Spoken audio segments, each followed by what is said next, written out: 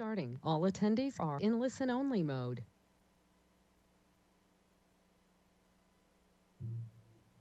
Calling to order Historic Landmarks Commission meeting, March 3rd, 2021. So let's start with a roll call. Thank you, Mr. Chair. This is Heidi Rydell. Begin with the roll call. Chair Grumpy. Here. Vice Chair Howe. I'm here. Commissioner Jordan. Here. Commissioner Druid. Here. Commissioner Edmonds. Here. Commissioner Lendick. Here. Commissioner Mayhem.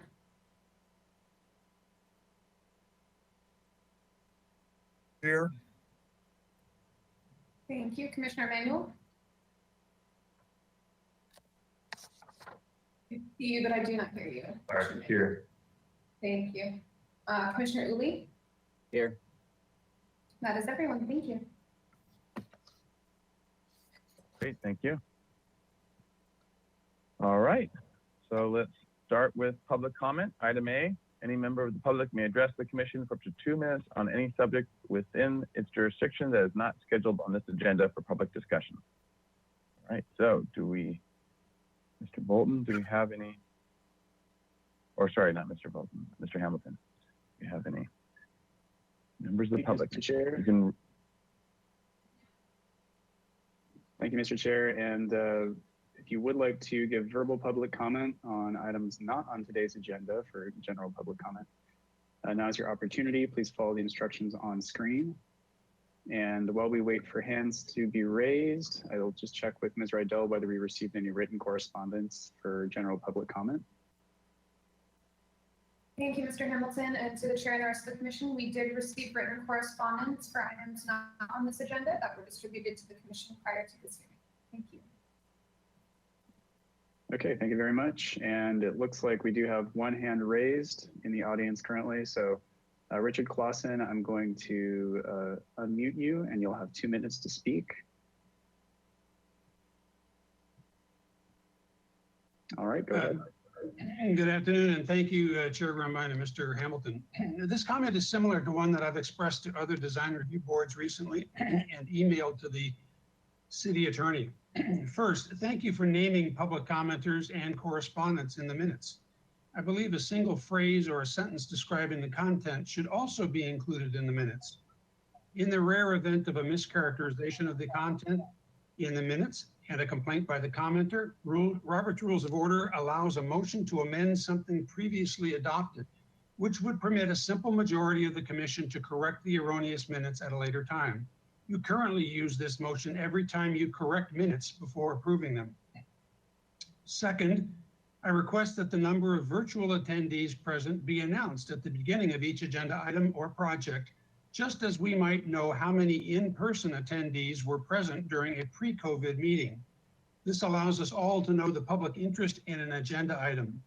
The alternative would be for the host, presumably Mr. Hamilton, to display the GoToWebinar participants, which would allow us all, including commissioners, to know the number and names of attendees.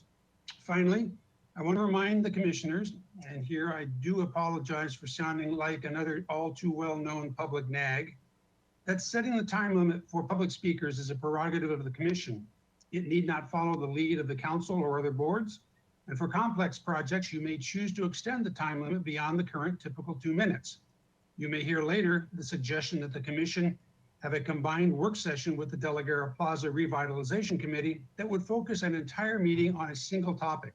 For those situations, it would be reasonable to extend individual speaking times for public attendees. Thank you very much. Thank you. And I would have given you an extra minute if you needed it. Okay. What a guy. Commissioner Edmonds, we're in public comment, but if there's something in pertaining to this before we get back into the commission, was it something to do with public comment? Yes, and it's a question.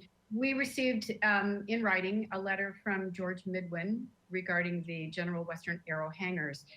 is now the time for me to ask a question about that, or do you want to wait until we get to announcements? But because it was a general comment, I thought I'd ask now.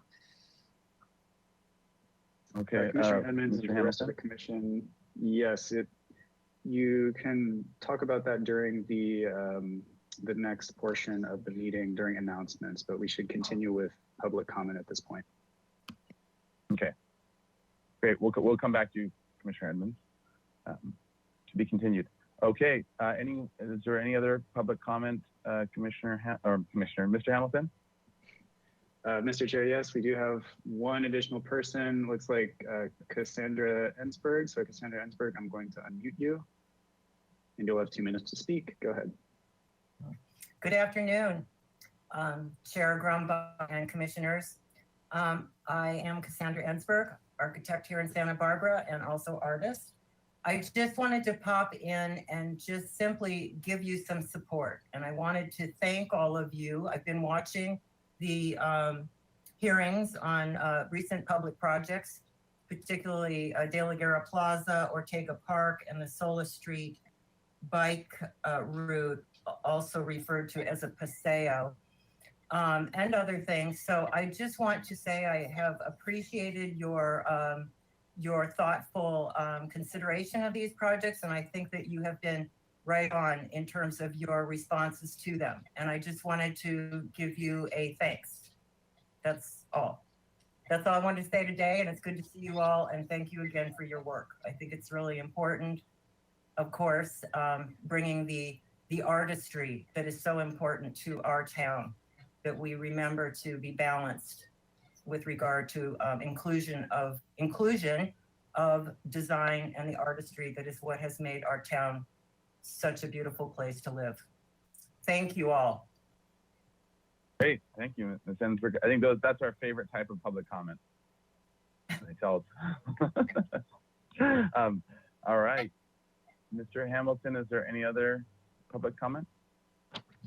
We do have several members of the public in attendance. I'd just like to put the last call out for public comment for items not on the agenda. Please follow the instructions on screen and click the raise hand icon if you are attending by webinar in order to speak. And I don't see any additional hands raised, Mr. Chair, so we can move on to the next item. Okay, thank you. All right, so we'll close public comment and we're on to item B, approval of the minutes of Historic Landmarks Commission meeting of February 17th, 2021. I move approval of the minute. Motion. All right, motion by Uli. Second? Sarah, was there a second? I heard Commissioner Edmonds first seconded, so we'll take her for the second. Under discussion, any edits, changes to the minutes? None from me.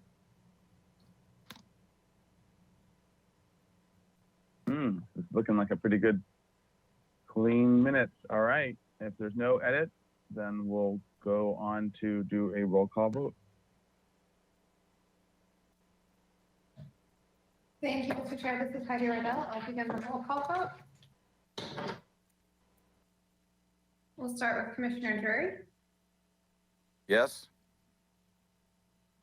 Commissioner Jordan, I approve.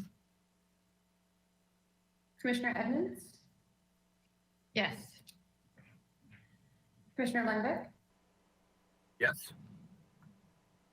Commissioner Mayhem, I abstain.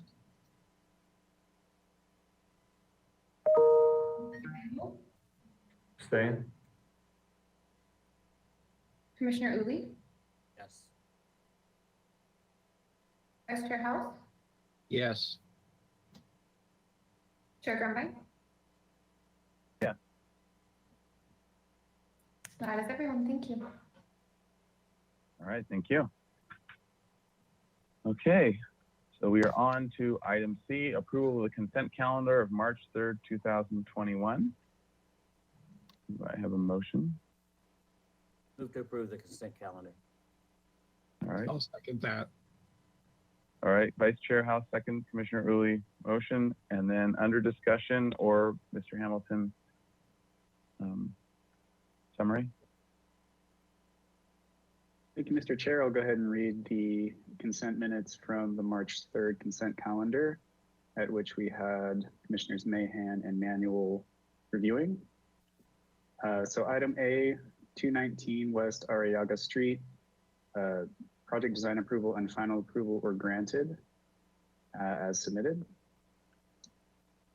And item B, 222 East Constance, project design approval was granted and was continued to consent for final approval. Then item C, 701 Chapala, final approval was granted with comments. Item D, 1806 El Encanto Road, final approval was granted. And 206 East Victoria, final approval was granted.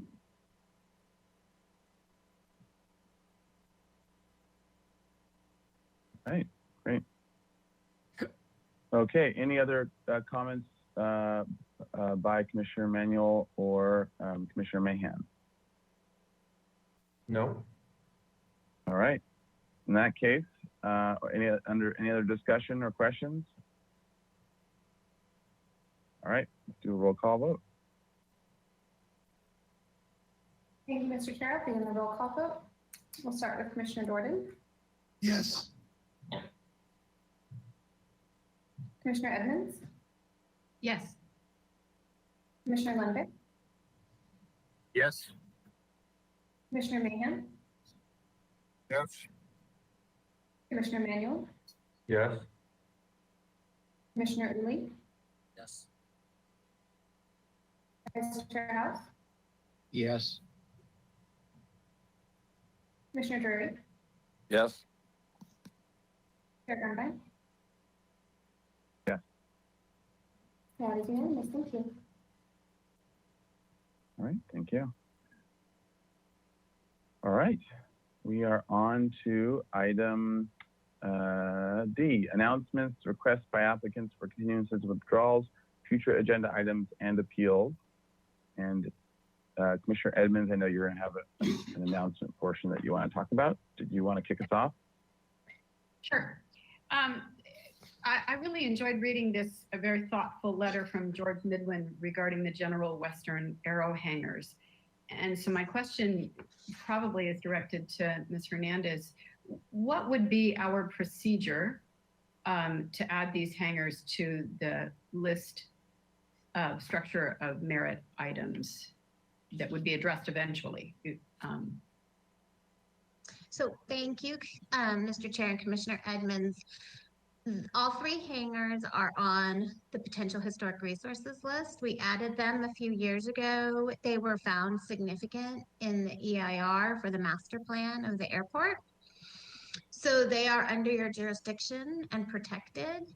I have been communicating with the airport and the gentleman who supplied the letter to nominated these to be moved to structures of merit, and actually they're even eligible for the National Register. The director of the airport requested we hold designation at this time for a little while. We have a brand new director, and usually when an owner requests, we hold it for a little while. We do honor that request. And they are protected. They're on the potentials list, and everything that will be proposed will come to you. Perfect, thank you. So does anybody communicate back to Mr. Midwin, or we're just hopeful that he watches today and knows that that's the situation? I can send him another email and let him know. It is confusing for many people to understand that the potentials list is a very protective state for properties to be, and I'll let him know. Thank you, appreciate that. Okay, and just as a point of clarity as well, commissioners can bring forth for consideration properties. So, but then it'll probably end up being the same situation where it gets brought forth and discussed. And our current general stance is not to designate things more than the potentials list, other than without an owner's agreement, but that's not necessarily that has to be that way. So it's within your power to bring something forward as well for consideration. Mr. Chair, Yes, Vice Chair House. Fancy you should bring that up because I keep forgetting to mention this, but I was doing some research a while ago and came to the realization that the Santa Barbara Museum of Art is not a designated anything. It is on the Historic Resources inventory, but I would like to suggest we put it on an agenda or at least contact the owners and find out their interest. But I would like to see about moving forward with designating that. Okay, so I think that with that, you can make that action on your own in terms of to Ms. Hernandez, and then we can get that into the queue for any potential structures that or potential things that want to be designated. So Consider it requested. all right, thank you. Thank you. Thank you, Commissioner Howes. I'll add that. It's already on the potentials list, and I have a new intern who's going through that potentials list for a next big round of projects for you to review. So I'll just have him add that to the next round.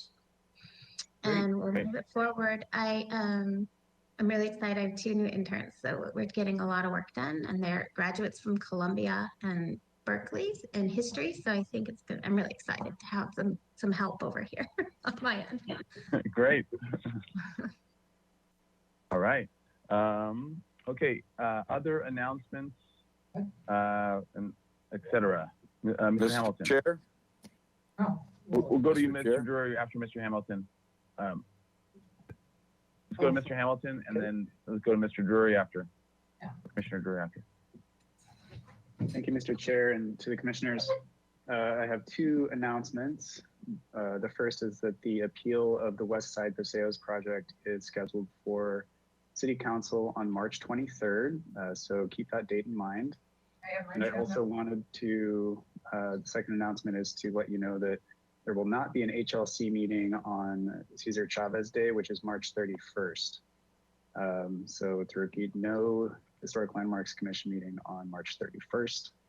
And at this time, we don't have a special meeting scheduled. So there'll just be a little break in the meeting schedule. That's all I've got. Thank you. Okay. Sounds good. Mr. Commissioner Drury. Thank you, Mr. Chair. Yeah, And I then need to leave Commissioner at 10 Lendick to after. 6. I need to leave at 10 minutes to 6. All right. Hopefully we'll have it done by then. All right, Commissioner Thank you. Lendick. Yes, thank you. The chair and I believe staff sent around a access to a video from a work session, a symposium in 1999 on De La Guerra Plaza. And it was interesting to watch. And I assume some of us did and some of us didn't. The thing I found interesting and I want to comment on is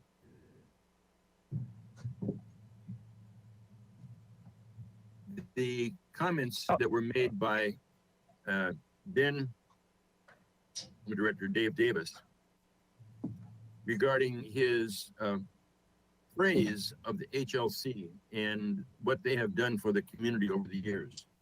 And I'm hoping that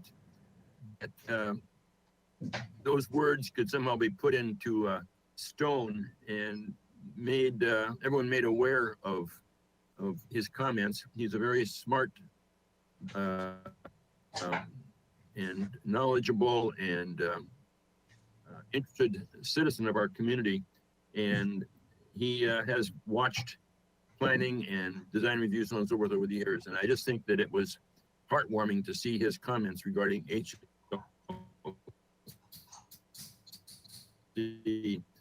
from 10 years ago. And it was also disappointing to realize that we've been working on De La Guerra Plaza for a long time.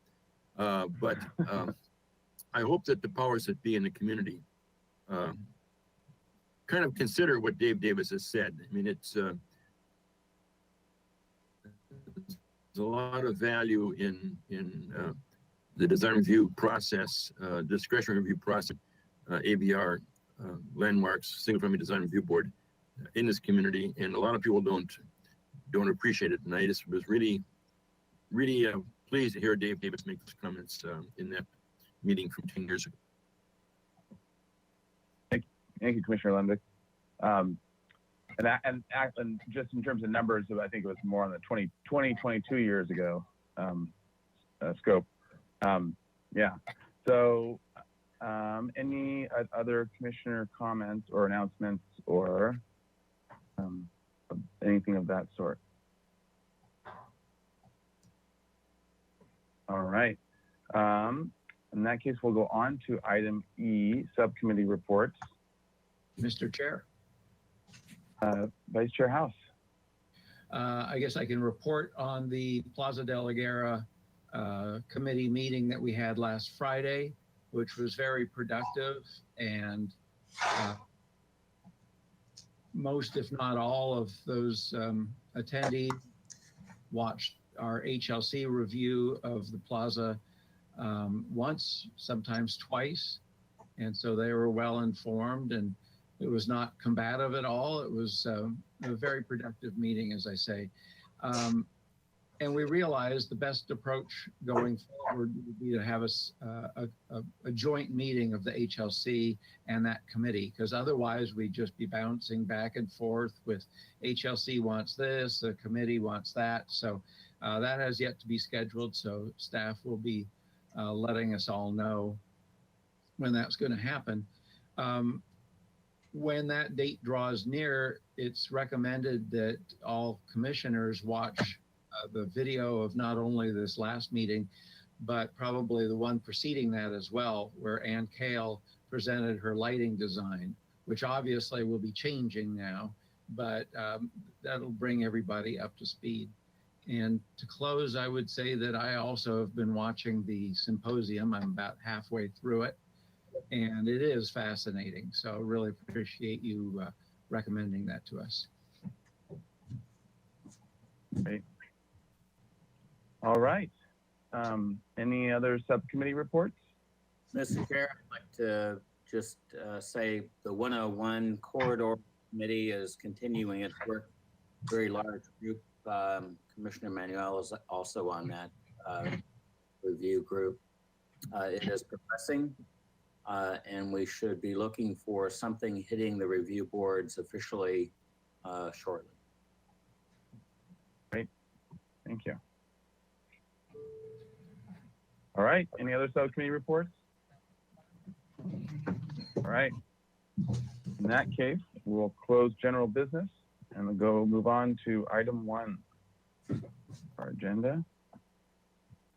And this is 1514 Veronica Place. This is an archaeology report.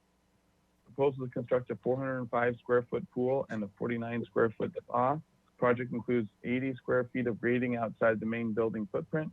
Project site is located on an 8,161 square foot lot in the Hillside Design District with a 5% slope. There's a request for acceptance of the phase 1 archaeology report prepared by Brent Leftwich of Leftwich Archaeology. Yes, who was that? Sorry, did someone say something? Okay. All right. So with that, is the preparer of the report here or someone representing that? Mr. Chair, and the rest of the commission, Mr. representative from this firm to explain the report here, but I did want to mention that Dr. Glassow has reviewed the report and agrees with its findings and conclusions. All right. Great, thank you. Which are basically nothing to worry about in the dig. All right. So, any other questions or discussion on the report? Oh, actually, we should open public comment then. So, we'll open public comment for this item. Any member of the public wishing to comment on this archaeological report, please follow the instructions. Click on the green arrow hand icon. 2 minutes to speak. Thank you, Mr. Chair. If you are attending by webinar and would like to give verbal public comment on this item, now is your opportunity. Please follow the instructions on screen. And while we wait for any hands raised, Ms. Rydell, did we receive any written correspondence regarding this item? Thank you, Mr. Hamilton, and to the chair and the rest of the commission, we did not receive any written correspondence on this item, so I will hand it back over to you. Okay, thank you. And I don't see any hands raised at this time. And just a reminder to everybody attending by webinar, please mute yourself if you're not speaking. We are getting a little bit of background noise right now. Mr. Chair and commissioners, back to you. All right. So then in that case, we'll close public comment and on back to the commission for any questions or discussion about the archaeological report. All right. In that case, since there is none, let's have a roll call vote. Oh, actually, sorry, we need a motion. I'll make a motion for the report is submitted. Second. All right. I heard a second by Commissioner Uli, motion by Vice Chair House. Any other discussion? All right, let's have a roll call vote. Thank you, Mr. Chair. This is Hetty Rydell. I'll take the roll call vote now. Start with Commissioner Edmonds. Aye. Commissioner Lambert. Yes. Commissioner. Yes. Commissioner Manuel. Yes. Commissioner Uli. Yes. Vice Chair House. Yes. Commissioner Drury. Yes.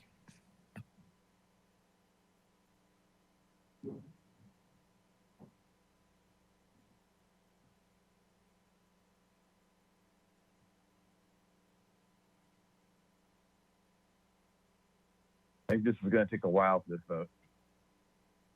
Looks like Ms. Rydell might have froze up frozen for a second.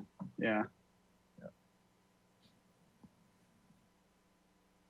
Ms. Rydell, if you can hear us, if you could turn off your webcam, that might help your internet connection a bit.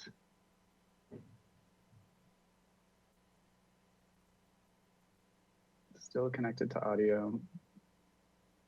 Ms. Rydell, can you hear us?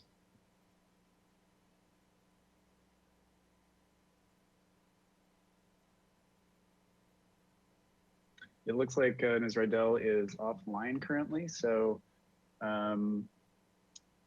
she will be probably rejoining as soon as she can. It must be the rainstorm. Are you getting rain, Commissioner Drury? I wish. There's Ms. Rydell. I'm back. Can everyone hear me? Yep. Yes, Yeah. we lost you for a second. Did we complete the vote or should I keep going? Keep going. Please continue. Keep going. Yeah. The last I was on was Commissioner Gordon Yes. and Chair Grumbine. Yeah. That is unanimous. Thank you. All right. Thank you. Okay. So now we are on to item 2. And we are within our 10-minute window. Oh, Commissioner Manuel? I need to recuse myself for conflict of interest. Okay, thank you for letting us know. All right, so we are on to item 2, 1809 Mira Vista Avenue, review after final approval. This is a revised project description. The residence constructed by Sewell Murphy and Hastings Architects may be eligible for inclusion in the city's potential historic resources list. The proposal includes a 170 square foot addition to an existing 408 square foot one-car garage, an interior remodel for a new kitchen and family room that includes 405 square foot first floor addition and a 35 square foot second floor addition. Also proposed the addition of an 805 square foot rear terrace,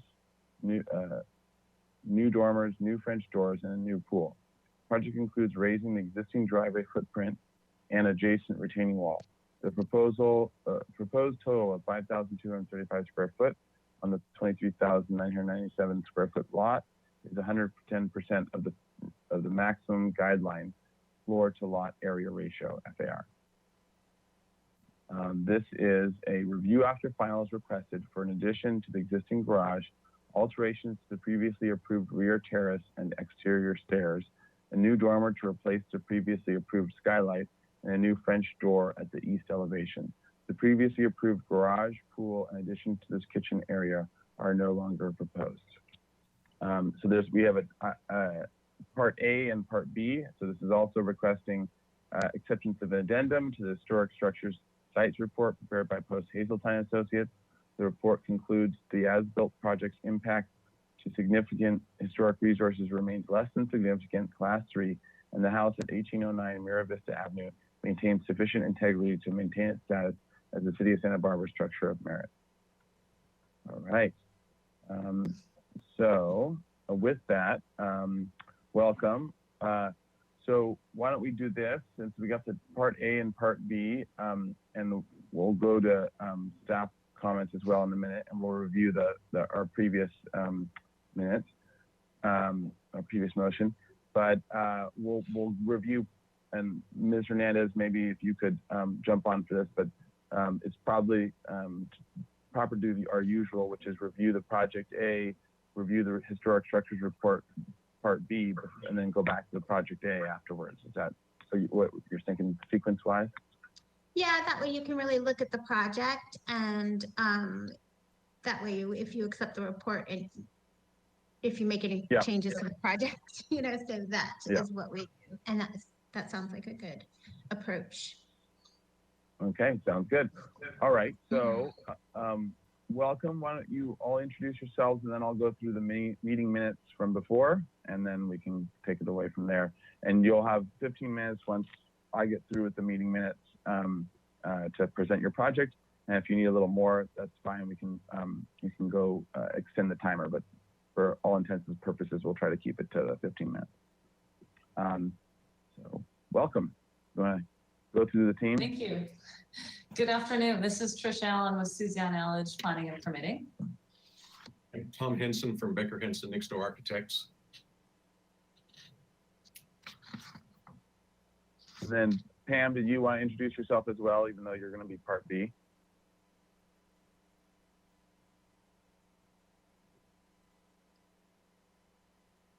Pam Post, did you want to introduce yourself as well? Oh, or is there an audio? Dr. Pam Post, everyone. As Tim Hazeltine. I can introduce Pam Post and Tim Hazeltine are present. Okay, great. Okay, so let's go to the meeting minutes. I'll go through those, and then if you would we'll go from there. Okay. Oh, great. Thanks. Okay, so this was I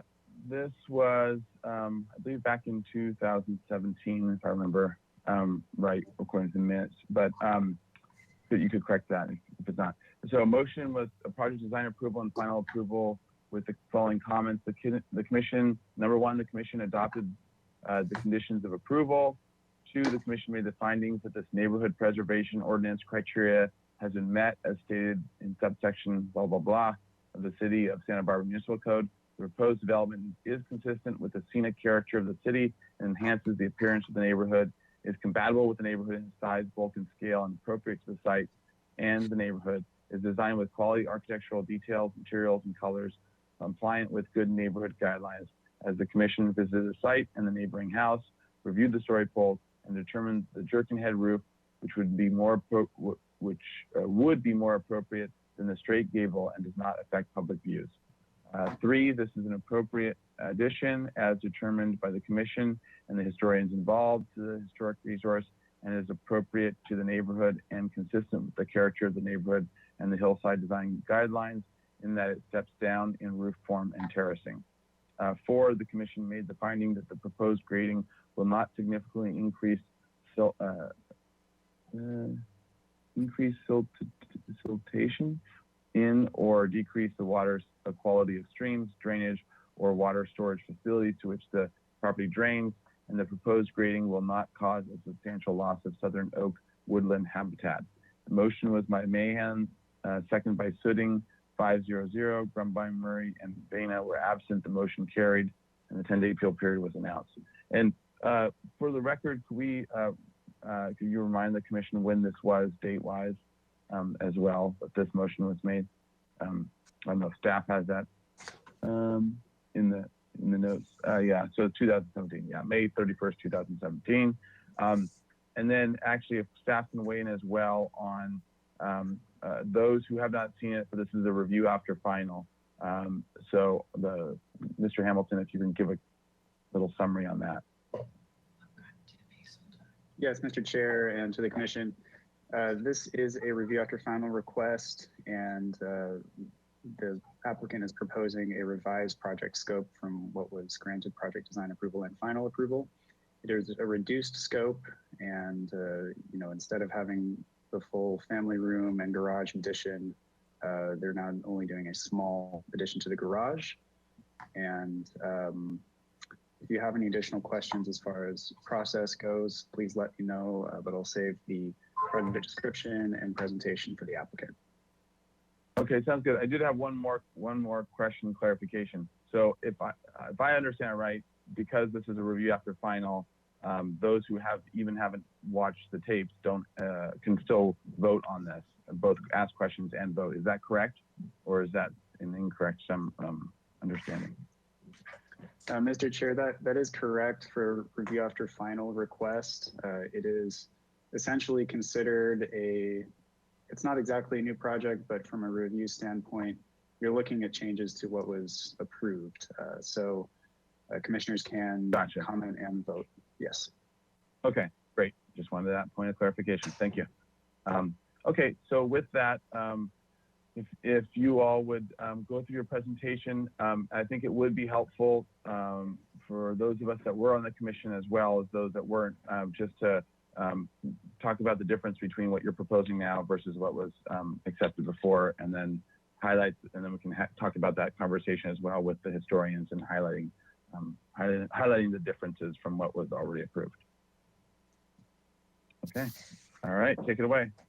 Great, thank you, Mr. Chair. This is Trish Allen speaking. Just a brief introduction before Mr. Henson walks you through those plans and the comparison.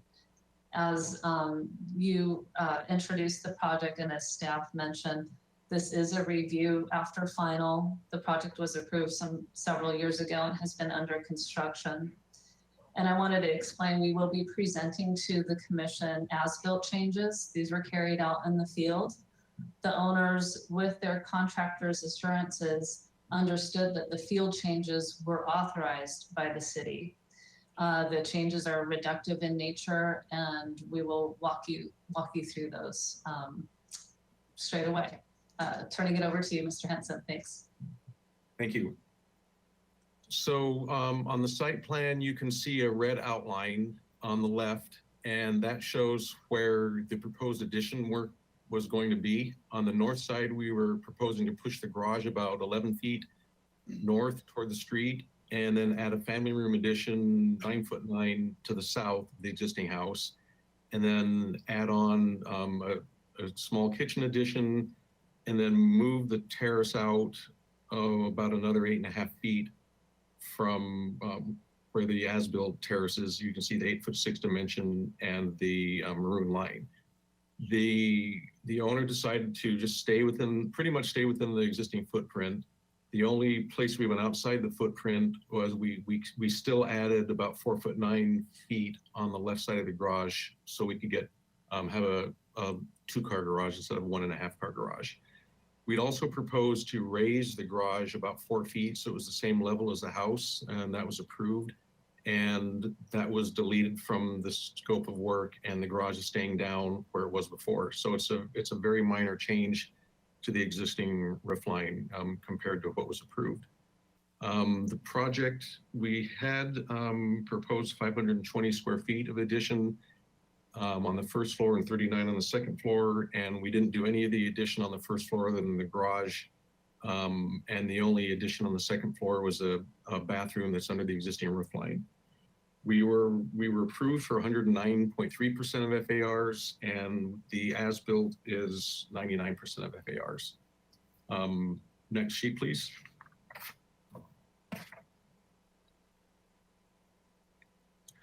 So the top image is the original floor plan. The next image down is the approved floor plan.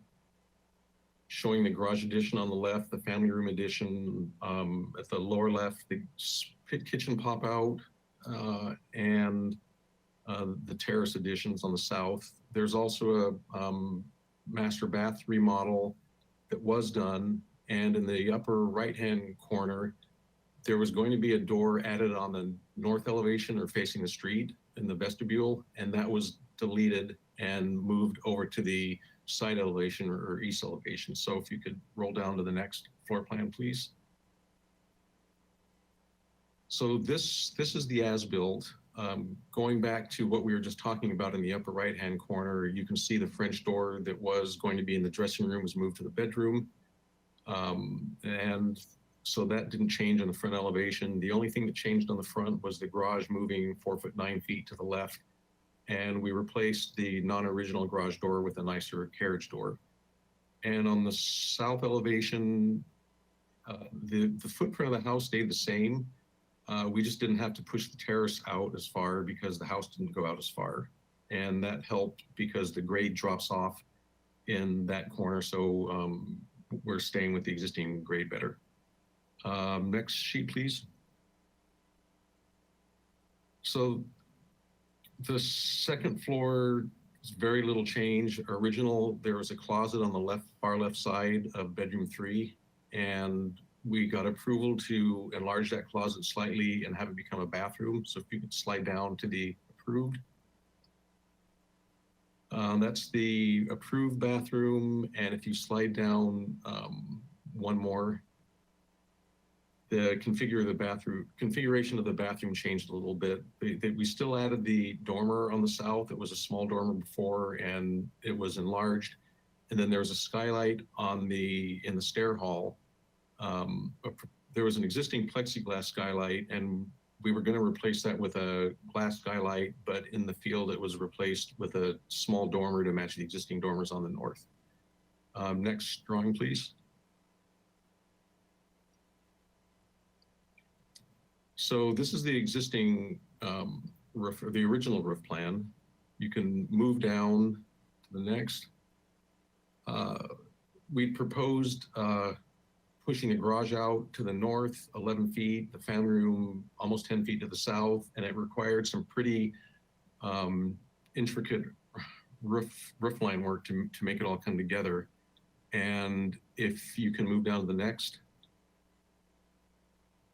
What we ended up doing was we kept the garage dropped 4 feet from the front of the elevation the way it was before. And as I said earlier, we just moved it out 4 foot 9 so we could get a two cars in the garage and get a legitimate size door. Then you can see on the right where the previously proposed skylight was changed to a small dormer. Next drawing, please. So that's the original elevation, and it changed very little. That's the front elevation facing the street. The only thing that changed was the garage door was not original. So the garage door was replaced, and then the roof line on the garage extended 4 feet 9 to the right or to the west. Next drawing, please. I sent that.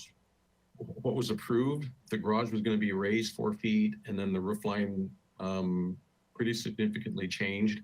And over on the far left, we were proposing to add a French door facing the front, and that was deleted. And if you can scroll down the next drawing, this shows on the left that the original window stayed, and on the right, the red outline shows what was approved, and then what you see on the right is the garage that was widened about 4 foot 9. Next sheet, please.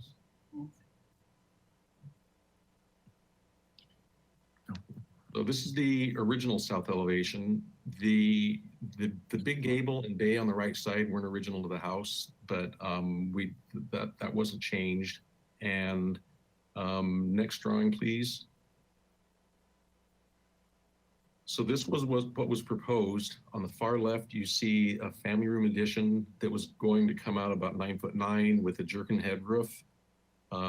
Next to that is the gable was the kitchen addition, And then the terrace was proposed to be added on the south side, which again, we still added the terrace. The only difference was on the left side, it didn't have to come out so far because the addition on the left side wasn't built. And down one more, please. And this is what was built. So the left side, the west side didn't change other than the garage moving to the left a bit. Small changes to the windows because of the addition not being there. And you can see on the right with the Delta One on the second floor, the small dormer that was added in lieu of the skylight that matches the front dormers exactly. And yeah, we were going to change the windows on the far right, but that was approved, but they just remain the same. And next drawing, please. Almost no change on the side elevations. So you can go through that quickly. One more. You can see the French doors that were added on the side elevation, and that's essentially the only change from what was approved. And next sheet, please. West elevation, this is original with the hip and the garage and a small shed on the right that were 2 storage rooms. And then if you can move up. This was the proposed addition, the family room on the right and the garage on the left. And if you can scroll up one more. This shows that the garage and shed were essentially left the way they were, and the red line shows what was approved, and then what's behind is as built.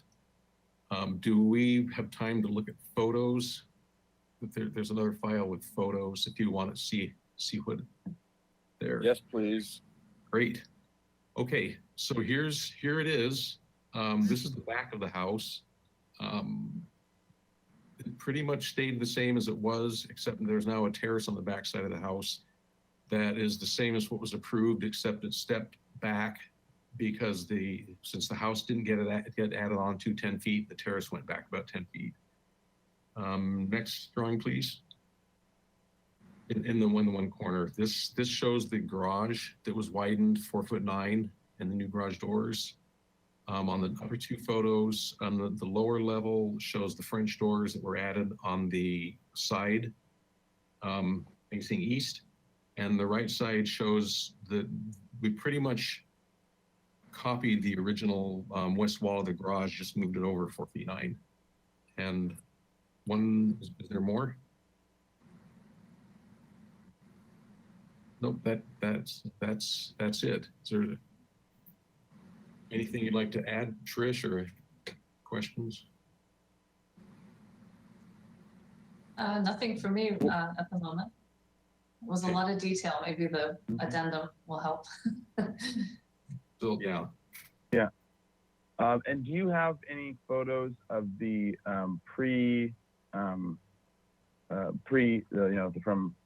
4 years ago or whatever, the original from the back side of similar, or no? There are photos. I'm not sure if they're in your system. Available. Okay. Okay, just wanted to check, just because that might also have been helpful. Okay, so does this complete your presentation for this portion of it, for presentation A? Yes. Okay, great.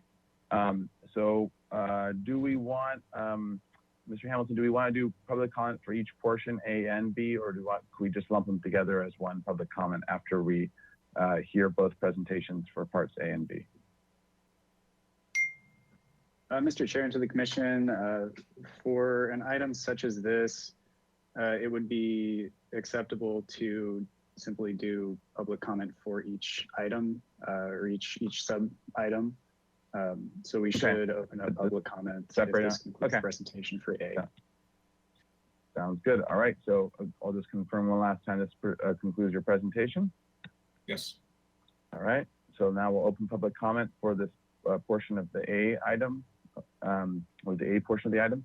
So anyone who wants to make public comment on this, please raise your hand by clicking on the green arrow hand and follow those instructions.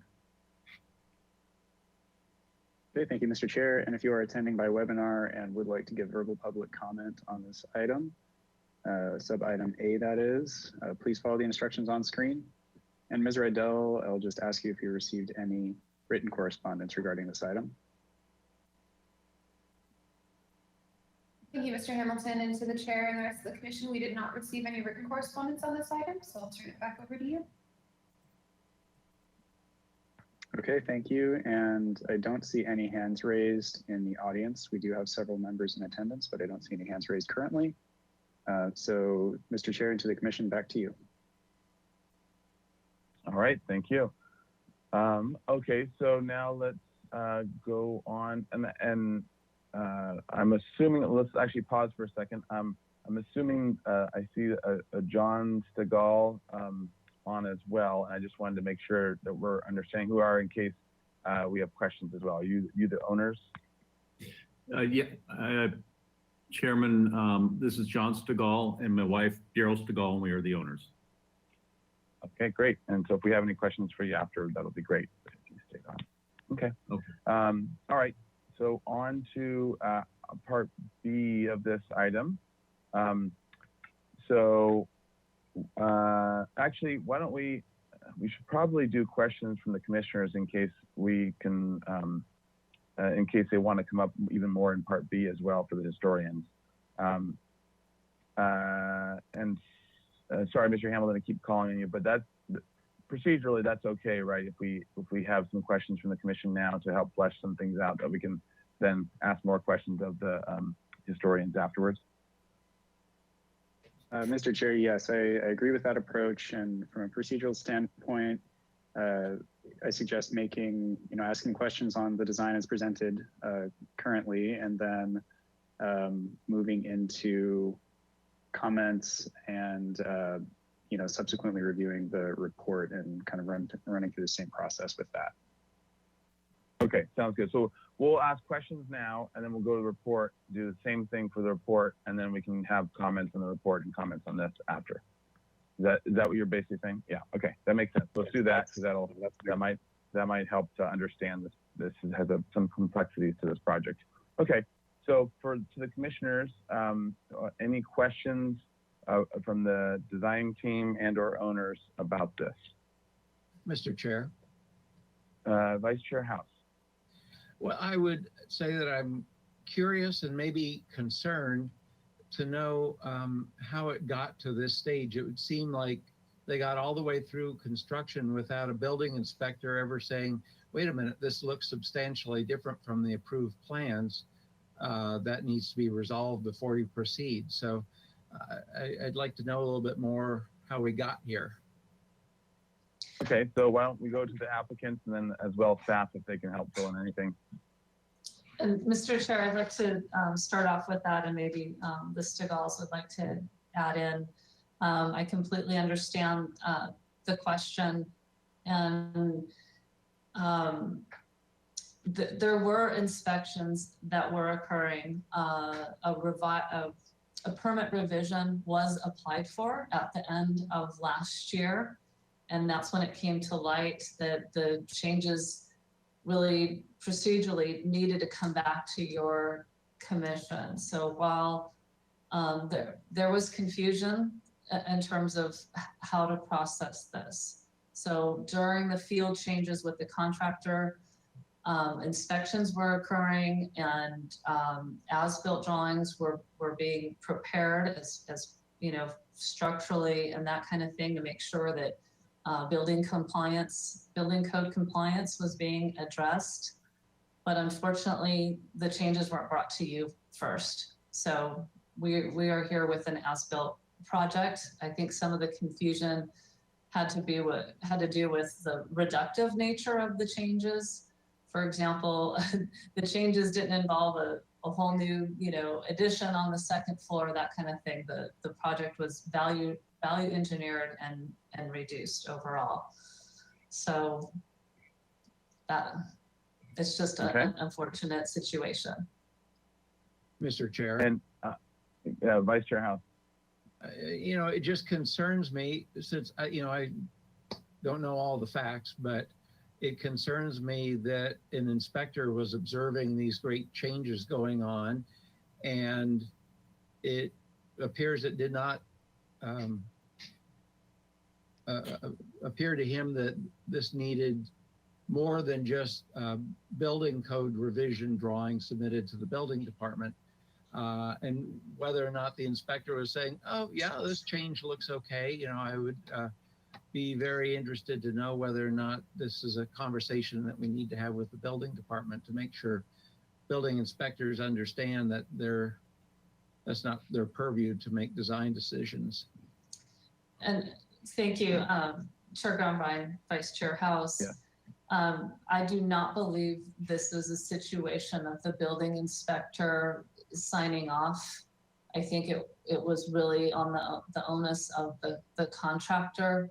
The building inspector did direct him to process revisions, but he did not process those through the city. So we're apologetic. So was there we're here to fix it. as a follow-up question to that, was there a revised building permit that was submitted? I would assume so. There would have to be a revised building permit submitted, is that right? That's correct. A revised building permit was submitted for plan check. The building department has approved those changes in terms of the code compliance that I was mentioning.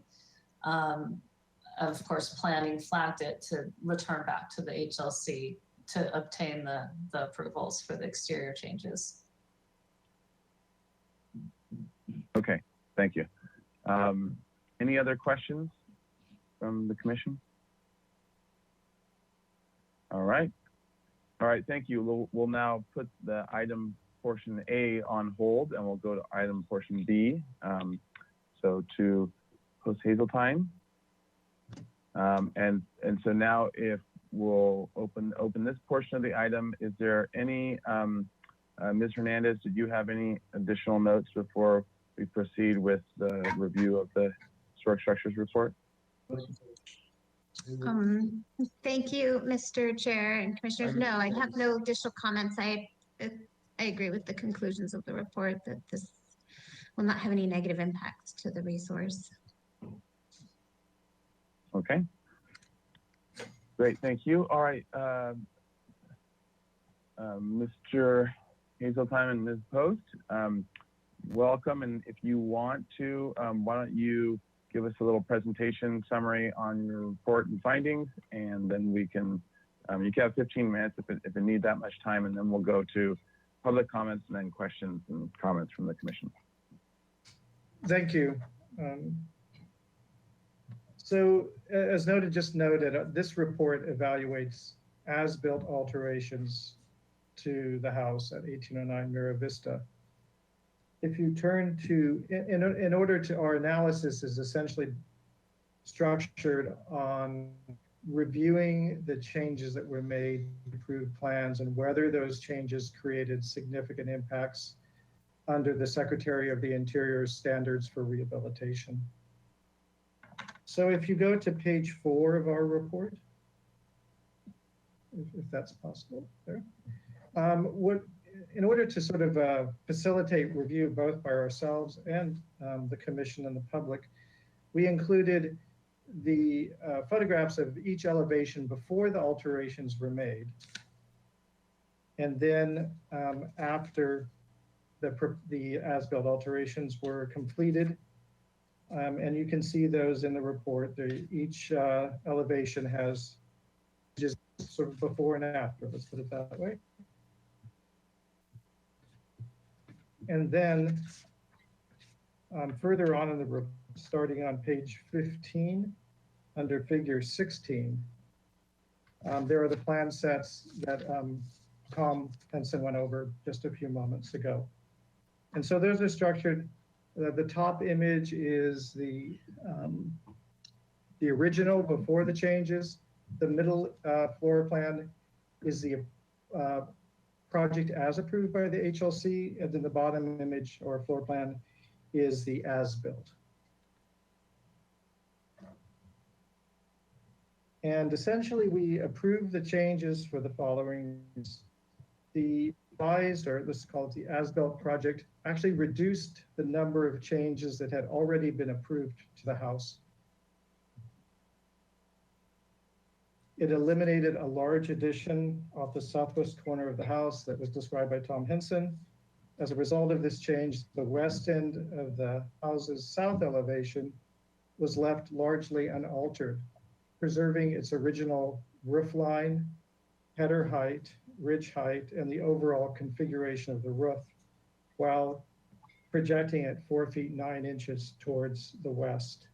One other improvement with this alteration is the garage was approved to be enlarged and moved forward on the property, so it would have been closer to Mira Vista Avenue. And as a result of this change, the garage largely retains its original configuration, especially for the north elevation, which is the street facade. The rear terrace, which is, if you turn to page 6, figure 6, this is the before. This is what it looked like before alterations were made. And the addition that Tom mentioned on the right-hand side with the sort of bow window, that was designed by Robert Inglehort, but was determined not to be a significant element of the house, as in the approved report. If you go to figure 7 on the next page and figure 8, there is the as-built elevation in comparison to figure 6, which is the original. Pam and I believe that by reducing the overall footprint of the terrace and eliminating the addition of the the west end of the south elevation, that the house preserved more of its original footprint, its original plaster cladding, the roof assembly, the ridge lines, and also just the overall configuration of the rear elevation, which can more closely approximates its original appearance. So we thought the reduction here was actually beneficial to historic resources. One change that we did approve that was not approved in 2017 is if you look at the bow window at the right-hand side of the photograph and you look just up to the upper left a bit, you can see a small dormer window sort of peeking out. That was a skylight, and that is an as-built change. They were going to retain the skylight. Instead, they replaced it by a small dormer whose design elements were inspired by the house's existing dormers. So we felt that change was appropriate. It did not impair the building's integrity of design. Alterations to the east elevation were confined to the removal of an original window at the north end of the elevation. Sorry, that's on page 9, figure 11. And then page 10, figures 12 and 13, which is a little bit more illustrative. So the original window is in the upper photograph, and lower photograph, figure 13, has the as-built set of French doors. Because this was on the side elevation and other fenestration that was going to be replaced was retained, we felt that the removal of the one window did not cumulatively add to the impacts to the house in a way that would substantially impair its design integrity. And then on to the west elevation, which is the garage side of the building. There are two photographs on pages 11 and 12, figures 14 and 15. And so essentially, in expanding the garage out 4 feet 9 inches, the original windows were retained and moved forward on the addition. So they're still there, they're just out at the end of the new wall. But this alteration to the approved plans actually retained the original jerkin head roof design, the original ridge height, and the original plate heights. as well as the fenestration you see in figure 14 at the end of the building. The end of the south elevation was preserved when it had been approved for removal. So in summary, Pam and I believe that the as-built project actually retained more historic building fabric, more historic design features, and more of the original footprint of the house than the project that was approved in 2017. So the end result of that is that the as-built project met the Secretary of the Interior standards for rehabilitation and preserved more of the original house, which we felt was beneficial. So that ends our presentation. If anyone has questions, we're happy to answer them. Okay, great, thank you. Okay, well, we'll go to public comment on this portion first, and then we'll come back to you for questions. All right, so at this time, we'd like to reopen public comment for the historian portion of this item. Anyone wishing to comment, please follow the instructions. Click on the green arrow, raise your hand icon, follow the instructions, and you'll have 2 minutes. Thank you, Mr. Chair. And if you are attending by webinar and would like to give verbal public comment, please click the hand icon on your GoToWebinar control panel. And we already confirmed with Ms. Rydell that we did not receive any written correspondence for the entire item. Ms. Rydell, did we receive any additional correspondence for sub-item B? Thank you, Mr. Hamilton, and to the chair and the rest of the commission.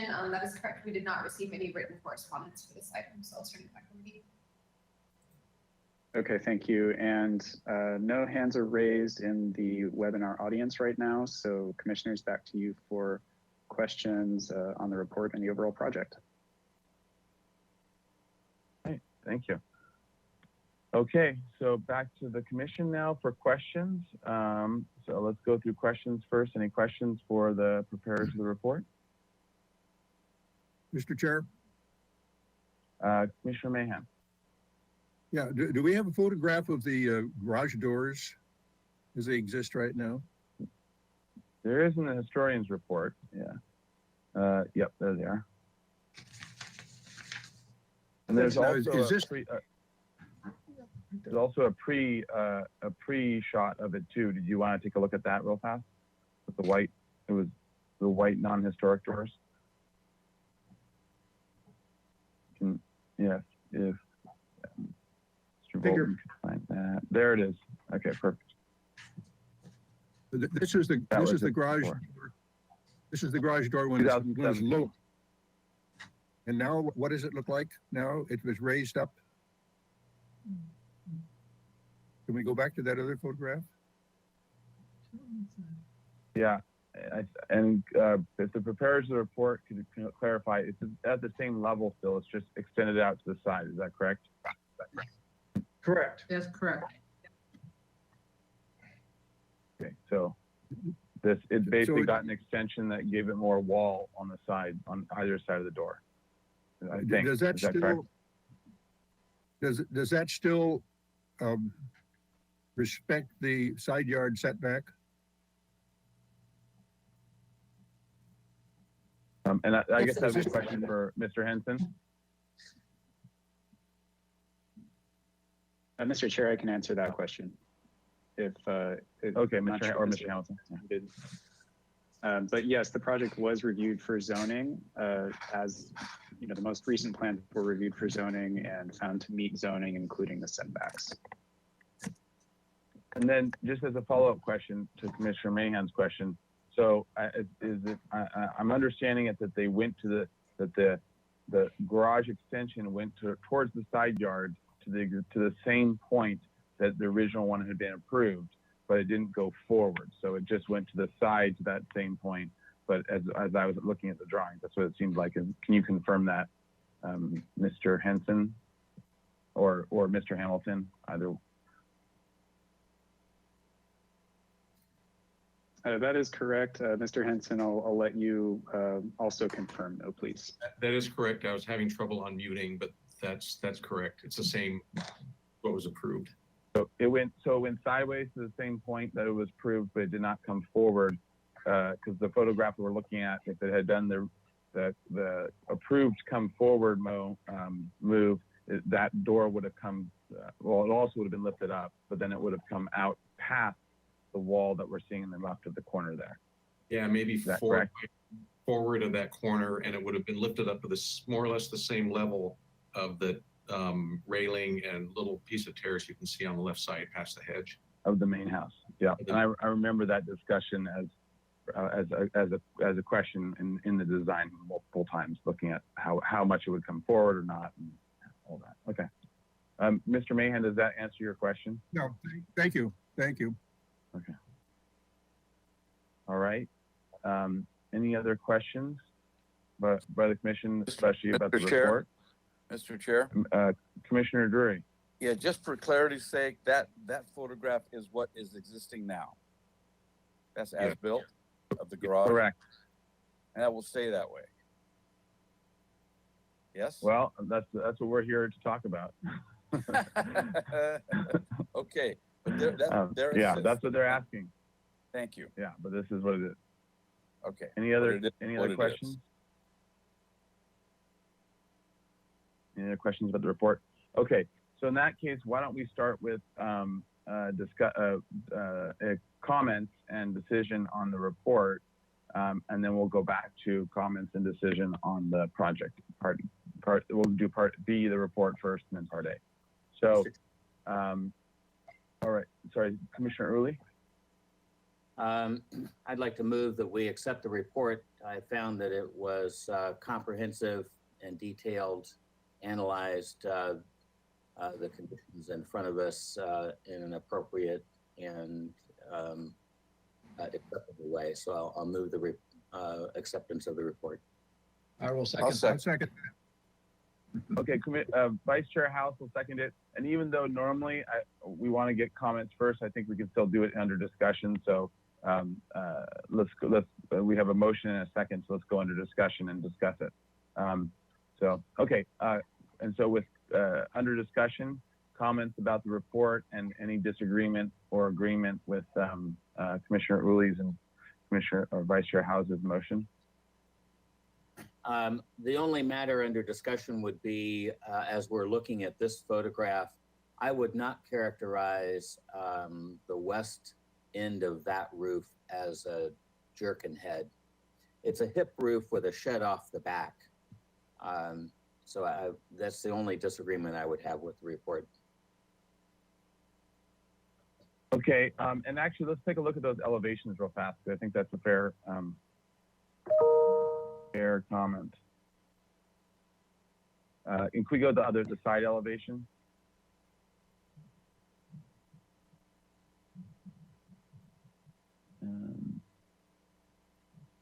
Other side. Other side, the west garage side, the side of the, yeah. See, this is a hip roof with a shed to the right, not a jerkin head roof. I agree. Others, yeah. Okay, so that's one revision. Any other discussion or revisions about it? I agree with their conclusion, their argumentation as well. I think this is less of an impact. So, okay, if there's no other discussions, let's vote.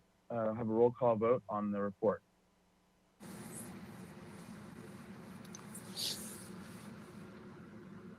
Thank you, Mr. Chair. I will begin the roll call vote now. We'll start with Commissioner Lundberg.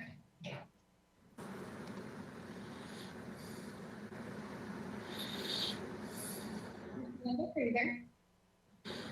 Linda, yes.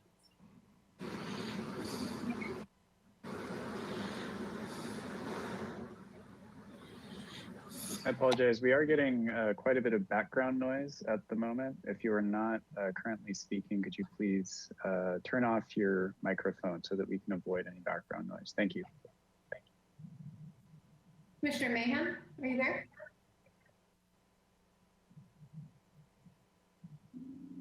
Did you say Mr. Mahan?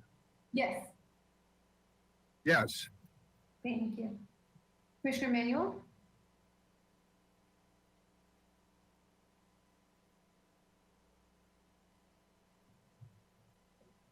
I think Commissioner Manuel was abstaining from, or absent from this because of conflict of interest. Thank you. Commissioner Uli, yes. Vice Chair Howe, Yes. Commissioner Drury, Yes. Commissioner Jordan, Yes. Commissioner Edmonds, Yes. Chair Grunbein. Yes. The motion passes. Thank you. Okay, thank you. All right, now we'll go back to item A portion of this. So for the project review. All right, so we had questions, so now we're under discussion for it. So commissioners, do you have want to have a discussion about the changes and anything else? Any other thoughts? I'll jump in. Commissioner Uli. I'll start first. First, want to just compliment the Peoples for being very sensitive to the historic nature of the project, and I'm sure that the reduction of the scope wasn't primarily driven by being sensitive to it, but a very charming house. This is a fantastic example of Sula Murphy's work, and would encourage them to pursue a higher designation than just simply being on a potentials list. Just a point of clarification. I think it's a structure of merit. Is that right? Or am I wrong on that? Well, it says in our agenda that it's eligible to be included on the potentials list, but it doesn't say any more than that. That Commissioner Grunbein and Commissioner Uli, that was a typo. Sometimes our agendas carry from the first agenda that was made on the project, and we did designate this building a structure of merit. Oh, awesome. Well, so it's already, they went back in time and did it for you, Commissioner Uli. Yeah. You're reading HLC's mind from 5 years ago. It's kind of a flaw of our system that it continues the same agenda language to each one, and sometimes I didn't catch it. Sorry. If you look at the last sentence of B, it says maintain sufficient integrity to maintain its status as a city of Santa Barbara structure of merit. Yeah. Thanks. I appreciate that. Then I'll advocate that it become a city landmark. It is a great of Sula Murphy's work. It has a high degree of integrity. It's very charming. It must be a pleasure to pull up to that driveway and walk in the front door every day. So congratulations. I think that the reduction in scope is very sensitive to the project. I don't see any impacts that it has created, notwithstanding maybe a procedural problem about how the work was executed without coming back to HLC. I think that's an internal housekeeping matter that needs to be addressed by management, but otherwise totally supportive of the project and congratulate the owners on the work. All right, Commissioner Uli, thank you. Other commissioners want to comment? Mr. Chair? Commissioner Drury. Yes, I remember this project well, and I think that I echo Commissioner Uli's thoughts. I think it's a great improvement and much appreciated. Thank you. I'd like to say something. Yes, Commissioner Jordan. I also commend the people involved. It looks like a lovely project. However, I have reservations about procedure. So I'm going to support this, but I do not consider this in any way a precedent for allowing contractors to make changes in the field and then come back to us and say, it's as built, take it. So I would support this because it's the reduction, but I do not like the procedure of saying the contractor can just make changes. Yeah, good point, Commissioner Jordan. I totally agree with you, Commissioner Jordan, and I'm sure that an internal housekeeping matter will be undertaken by senior management in the department. Mr. Chair? Commissioner Drury. Yeah, I concur wholeheartedly because it's not always given that the as-built will turn out as lovely as this one. We need to make sure that this doesn't happen again.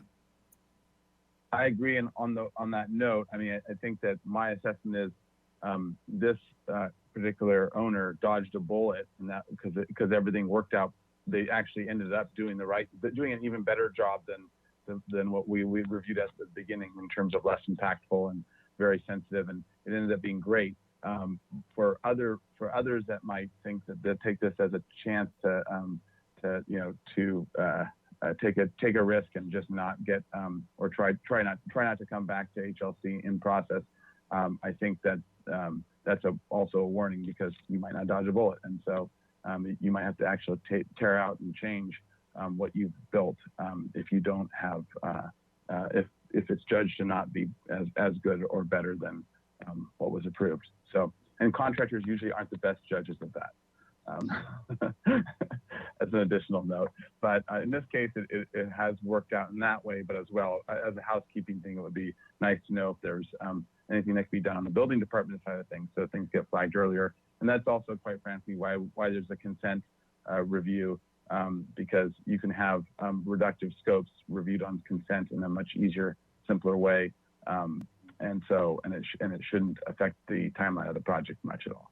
So, anyways, other comments on it, other commissioners? All right.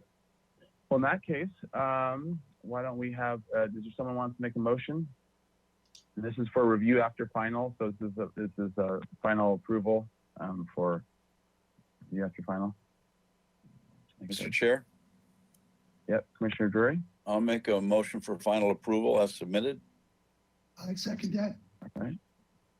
All right. Motion by Drury, second by Commissioner Jordan. Any discussion? And are there, to Mr. Hamilton, are there any findings or anything else that has to be made? Mr. Chair, and to the commission, you may simply say review after final as submitted is approved. If you don't have any additional comments for the applicant. Okay. So may I Commissioner amend Drury, my is that motion, Mr. Chair? May I amend my motion? Sure. I move for approval of the project, the final approval as submitted, with gratitude to the owner. All right. The seconder, does that Commissioner Jordan? Do you agree with those additions? I agree. Okay. All right. So in that case, any other discussion? All right. Let's have a roll call vote. Thank you, Mr. Chair. This is Heidi Riddell. I'll begin the roll call vote. We'll start with Commissioner Mahan.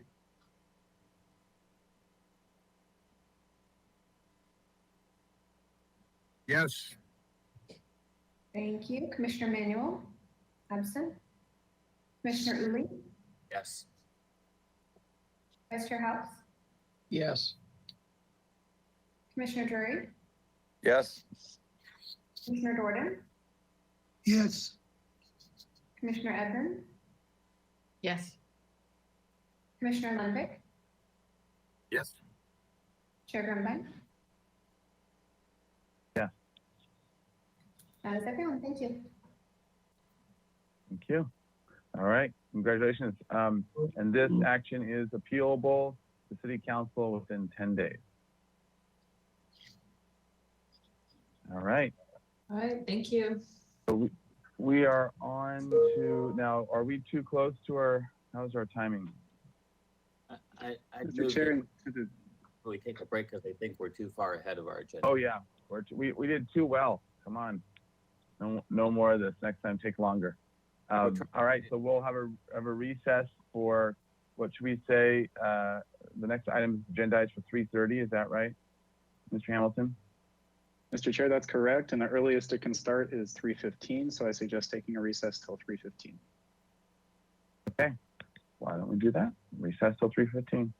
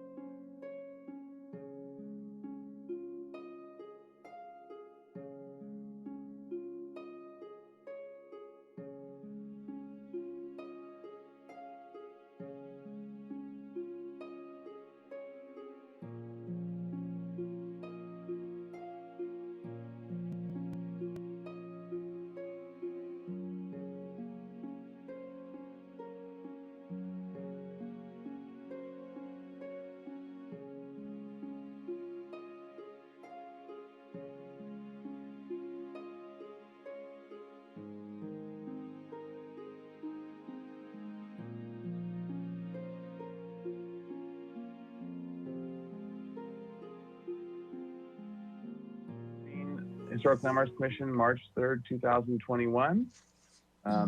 So we need to do we don't need to do another roll call, do we, Mr. Hamilton? Mr. Chair, I do recommend it since we are in the virtual format. Okay. So let's do. Sounds good. All right, so let's do a roll call.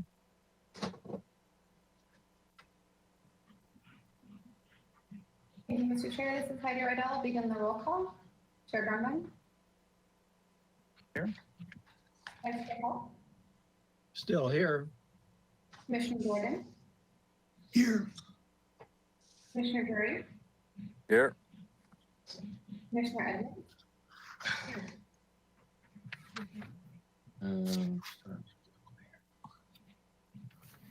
Commissioner Edmonds, are you there? Oh, I'm sorry. Yes, I'm here. Thank you. Commissioner Lundberg. Here. Commissioner Mahan. Here. Commissioner Manuel. Here. Commissioner Uli. I've returned. Thank you. All right. Thank you, everyone. All right, so we'll go on now to item 3. So 222 East Cannon Perdido Street. This is a continued item for concept review. This is a proposal to convert the existing commercial office building to a commercial condominium and construct a new 2- and 3-story residential project comprised of 7 condominium units. The residential unit mix consists of 6 2-bedroom units and 1 3-bedroom unit. The project includes 2 puzzle lift systems, one system containing 17 spaces dedicated to commercial parking, and an additional system containing 8 spaces for both residential and commercial parking, and a total of 8 surface parking spaces. Planning Commission review is required for a tentative subdivision map and for an open yard modification to allow the minimum 15% of lot area requirement to be less than the minimum dimensions required. And this is 2 parts. Part A is for concept review of the project. No final appealable action will be taken during this hearing. The project was last reviewed March 6, 2019. And then Part B is requesting acceptance of the Phase 2 Historic Resources Report prepared by Post Hazeltine Associates.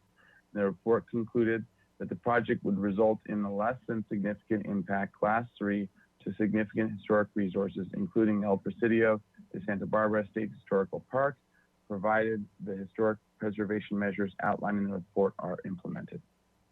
All right, so this is our another 2-part project. So we'll go, after we go through the minutes from the last meeting, we'll do Part A, and then of the project presentation, we'll do questions like we did before. We'll do public comments on the project, and then we'll go into Part B and review the historic structures report, any public comments on that, and then questions and comments and decision on the historic structures report. And then we'll go back to the Part A to discuss the project and make any decisions on that. So with that, so this will be the 15, and there's also a 15-minute timer after I go through the notes from the motion and notes from last time. If you would introduce yourselves and then do your presentation of your project in 15 minutes, and then you'll have another 15 minutes to present the report afterwards. So, Mr. Hamilton, is there any additional comments or notes on this before I go through the motion from last time? Yes, thank you, Mr. Chair. Just a brief comment to guide the commission. Since this project was last reviewed, the project was renoticed for an open yard modification.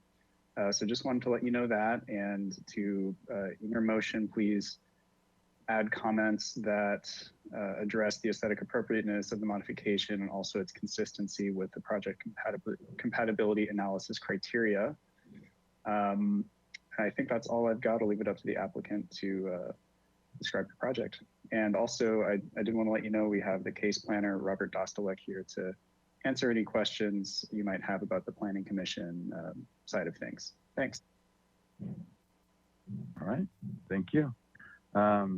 All right, so so I'll go through the motion from last time, and then any members of the commission that were not either part of this or reviewed the tape or the video of it, feel free to ask questions, but please abstain from voting. All right, so, or comments and voting, I should say.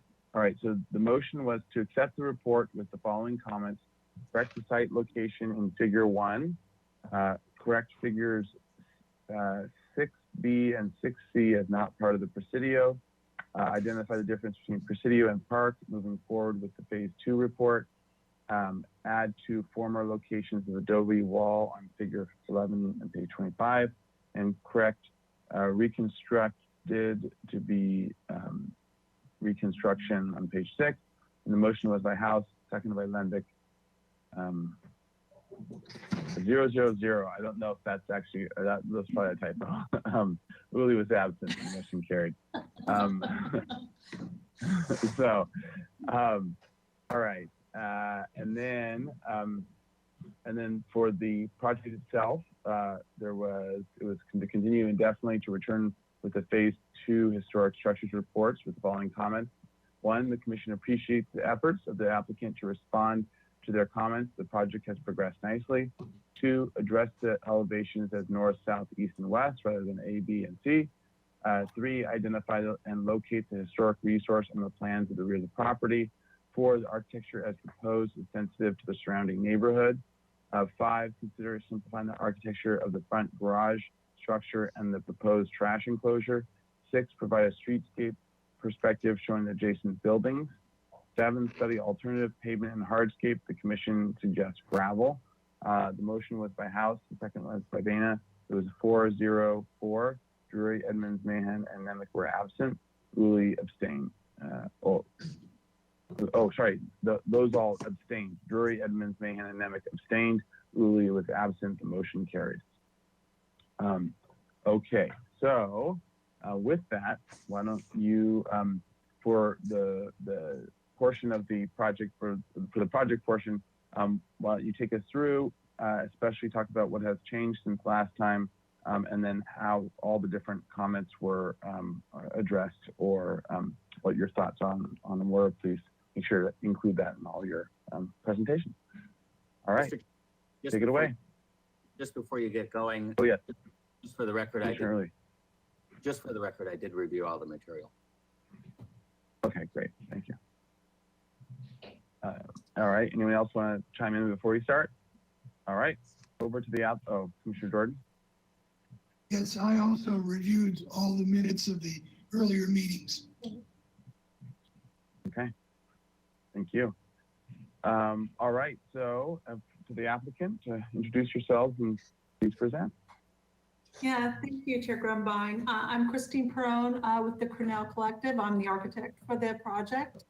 And thank you both, Chair Jordan and Chair Uli, for our commissioner, for commenting about reviewing the project before. I know it's been a little bit of time, a couple of years since we were last before you, so I'm relieved to hear that you are all up to speed on this project.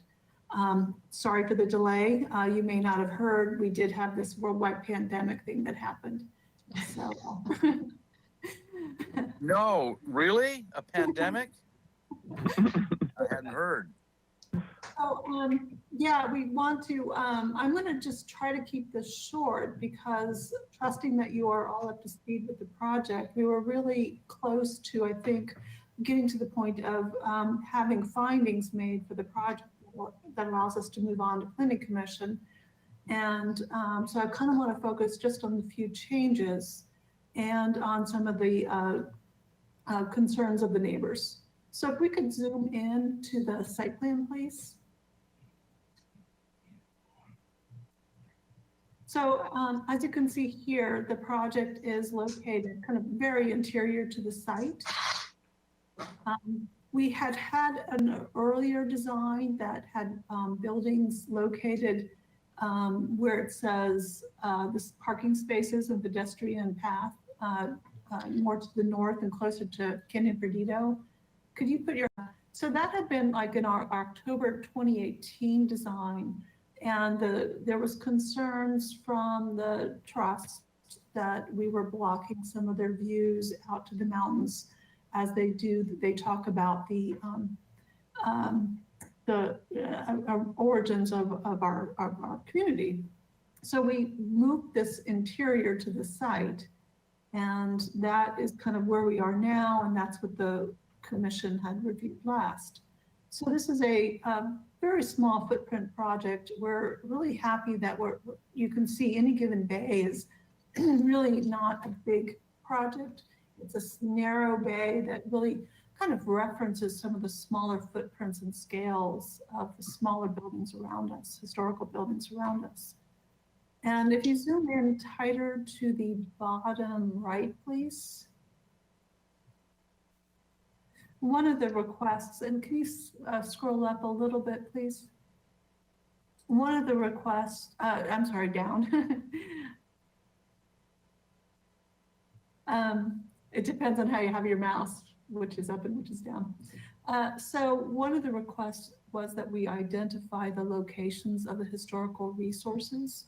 And here you see it's called out that you can see the corner of the outer defense wall has been identified. And we did use Mr. Nwale's letter report from 1997 to locate that. So yes, exactly, thank you. And that then we have held back our project 10 feet per the recommendations that we're getting from our team. And that's why you've seen slight changes there, that the buildings have been held back to create that buffer from the outer defense wall. So that's a slight change that we've had, and the requested added information that the commission was looking for. If we could zoom out to the full sheet, please. Not much has actually changed. And if we could just scroll down, let's go to the elevations. Let's just go ahead and skip to those, please. One of the comments, if you can zoom into the garage, which is the upper left, it had a little bit more ornate presence with a kind of scroll, plaster scroll element in the center of that garage. And I liked your comment to simplify. I think that's right. So we simplified that here in this elevation, and that addresses that comment. And we also kind of simplified the elevations towards the street as well. Can we zoom out to the sheet, please? So the elevations have not significantly changed that you see on the sheet. In fact, I don't think these have changed much at all, other than that request that we update the garage, which we've done. We did also produce a streetscape perspective showing all the adjacent buildings to give context for the commission, and that's on the next sheet. Could we turn to that, please? And go to the upper. Thank you. So if we could zoom in to the upper right first, and then we'll kind of walk you down the line. So there's the existing Panini's building on the corner. And if we can just keep scrolling to the left, there's the existing parking lot, all off-site. And here, let's scroll through. There is the driveway, and you can see in the foreground of in the background is that existing, more modern, contemporary-looking office building. And I do want to say this now because it's caused a little bit of confusion. That is remaining an office building. It's a commercial condos that we're talking about. The only residential ones are the new ones that we're proposing. And there you can see in the foreground the bit of the garage and that small trash structure flanking either side. And then if we zoom in above the trash enclosure, because you have to kind of look in there, is you can see deep in the site is the new proposed building. And zoom out, please, again. And we did go ahead and provide these because they're pretty cool. We had a point cloud done for the project. If you zoom in to the bottom, more to the left. I'm sorry, middle, more to the left, yeah.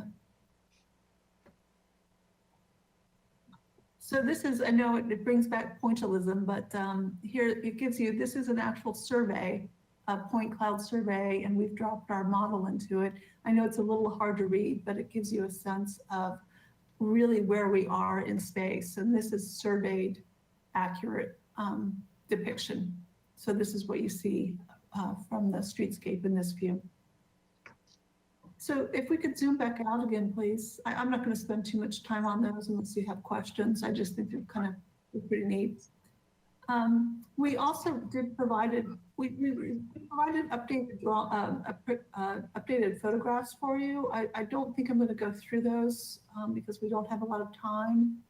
But if you have questions, they do include some of the newer buildings that have happened. The one on 800 Santa Barbara Street that kind of show a little bit in the views. So if you want to take a look at that, that might be useful.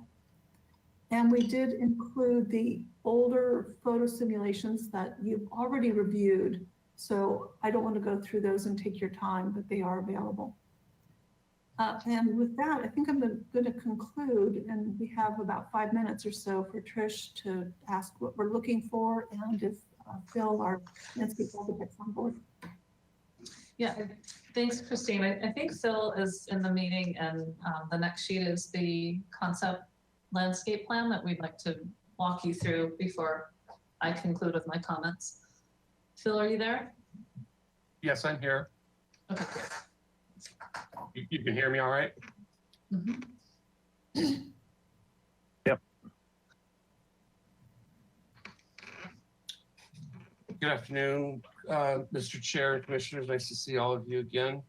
So starting at the street, where it enters the parking lot, we are proposing some canopy trees there. And we're going to take some of the trees from the existing parking lot and transplant those so that we have some immediate height and immediate biomass there. And that would be the paper bark tree. Moving further into the site, the elevation on the existing 3-story office building that faces the street is quite severe.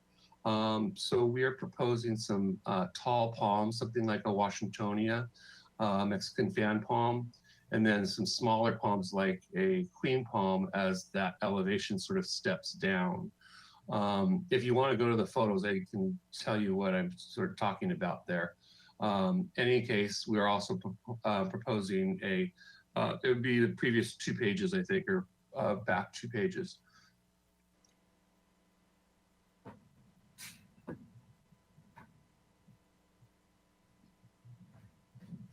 Or Christine, where are the photos? Do you know? Mr. Bolton, yeah, thank you. There's a photo that shows the elevation. In any case, you can, there you go. See how severe that elevation is. So right next to that arched window, we are also proposing a tall lacy canopy tree, something like a Corymbia. And then to the right of that window, we're proposing those Washingtonias.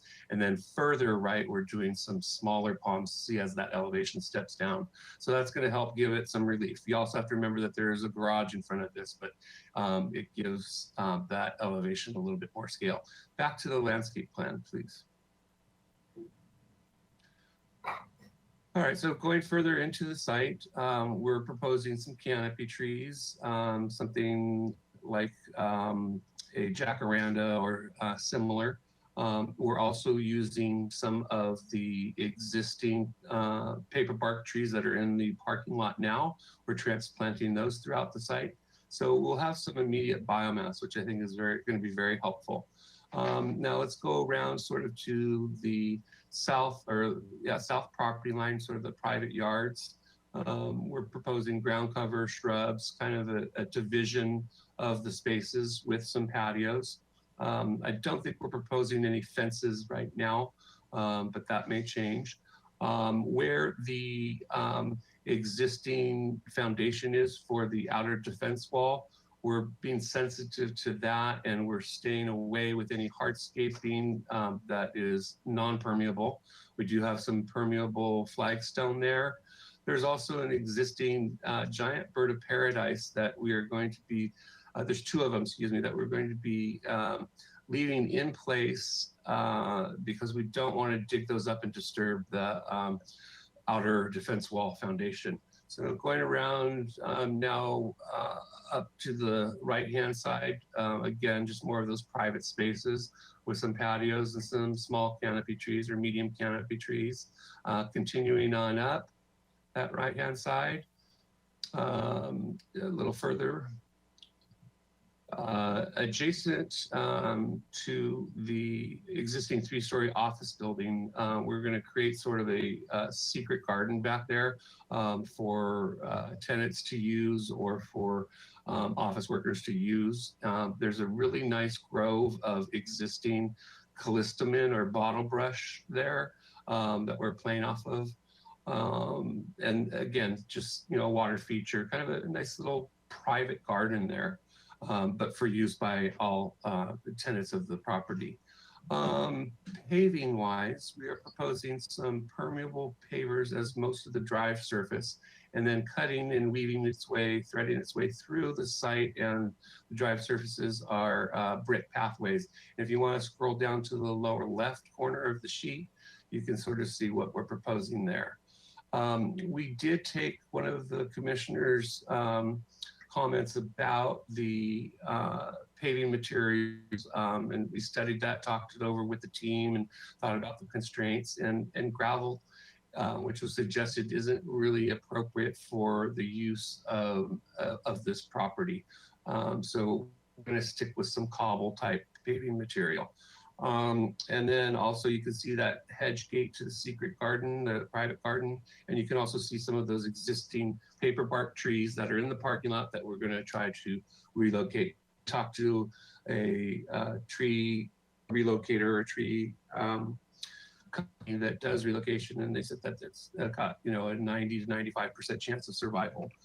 In the background behind that white car, you can see some of those giant bird of paradise. We'll be taking out some of those and reusing those on the site, but the ones that are furthest left towards the bumper where you can see those people standing, those will remain in place since we don't want to disturb the outer defense. That's it, Mr. Chair. Thank you. All right, thank you. Just, I have 37 seconds left to wrap up. Sorry, Trish. What are you going to do with it? Oh, it's stuck. Not much. Just in conclusion, Christine mentioned this, just to give the commission context of where we're at in the process. This project is here for comments only, and of course for the phase 2 structures report that Pam and Tim are here to present to you. We have gone through a PRT process, and so we're here hopeful to not just have the report accepted, of course, but then to move the project along to the Planning Commission, so then we can do our formal filing for the, we don't call it DART anymore apparently, so we'll file our planning application for 30-day review to move along to the Planning Commission, as they're the decision-making body for the proposed condominiums. And that does conclude our presentation. Thanks for the added 15 seconds.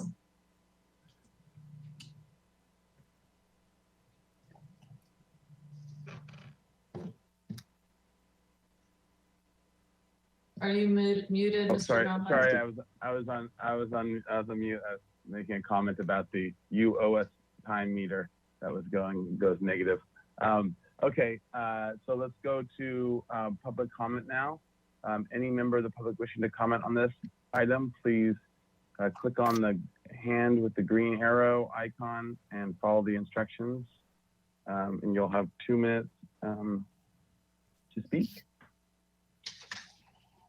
Thank you, Mr. Chair. If you are attending by webinar and would like to give verbal public comment on this item, please follow the instructions on screen.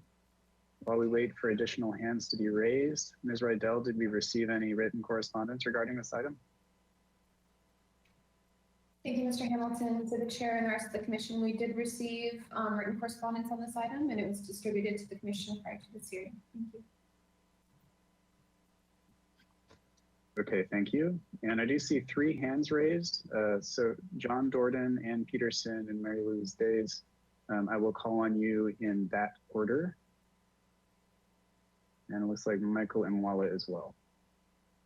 So John Dorden, I'm going to unmute you. And you'll need to click your microphone button to be able to speak.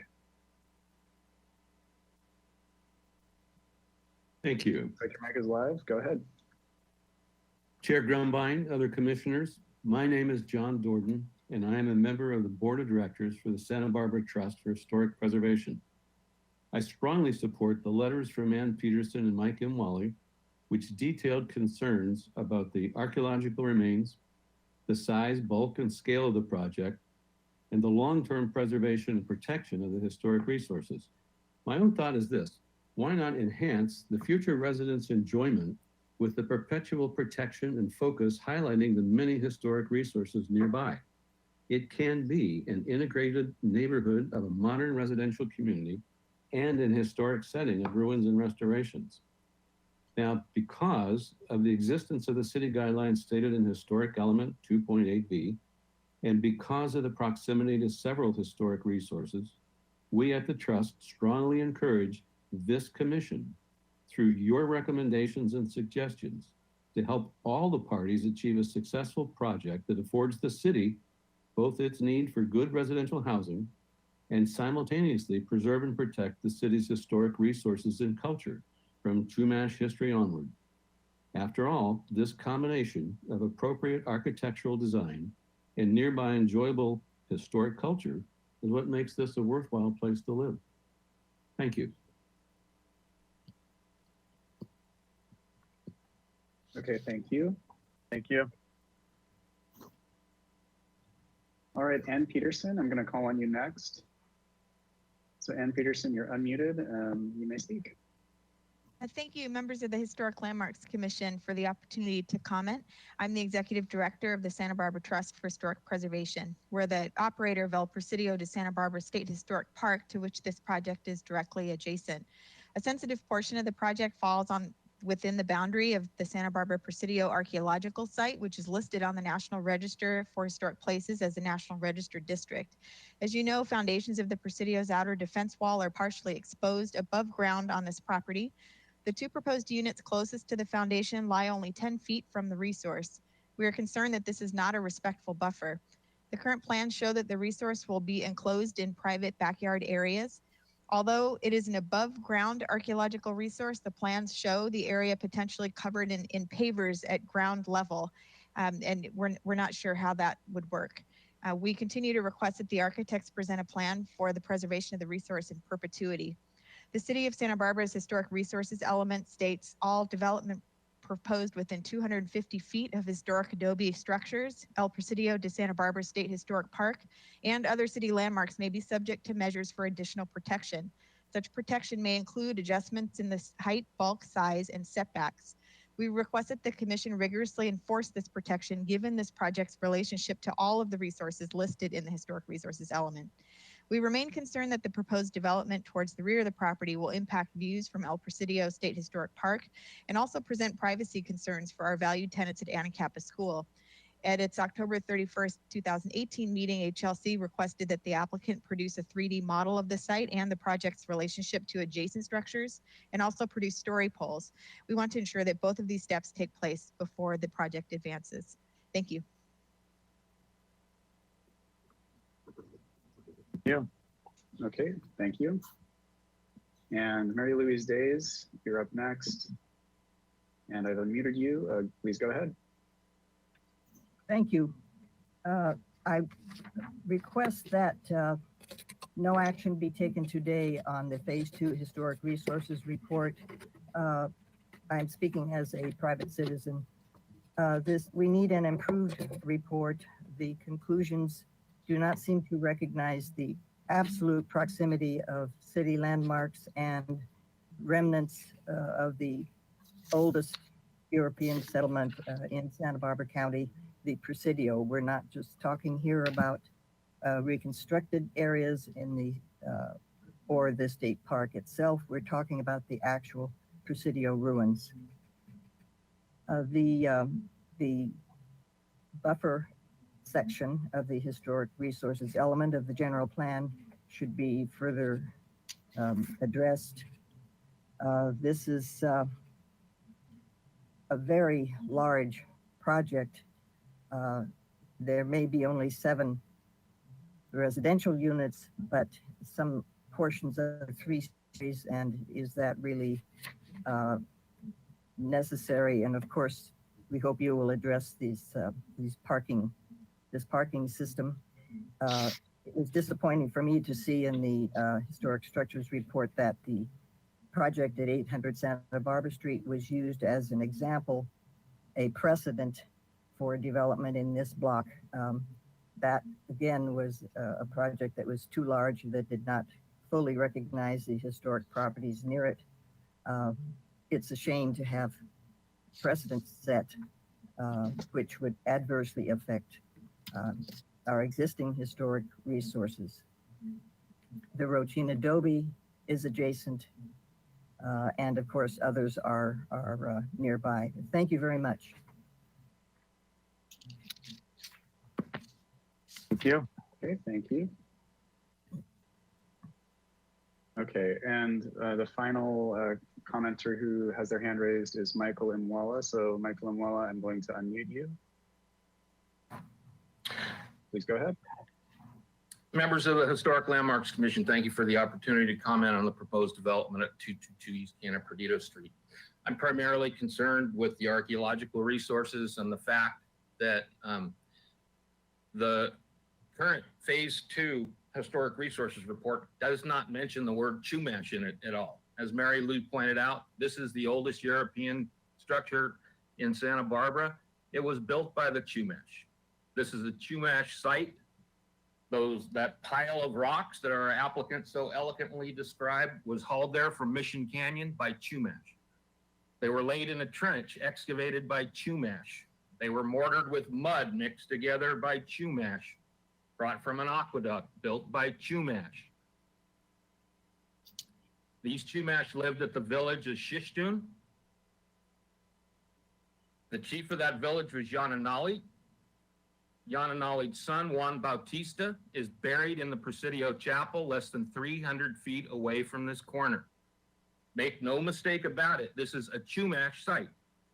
In the 2018 Extended Phase 1 Archaeology Report, it said, consultation with Barbareño Chumash tribal representatives will be accomplished during ongoing project review as this happened. This is a Chumash site. They need to be consulted. They need to be consulted now, and they need to be consulted formally through an interested parties request at the Native American Heritage Commission.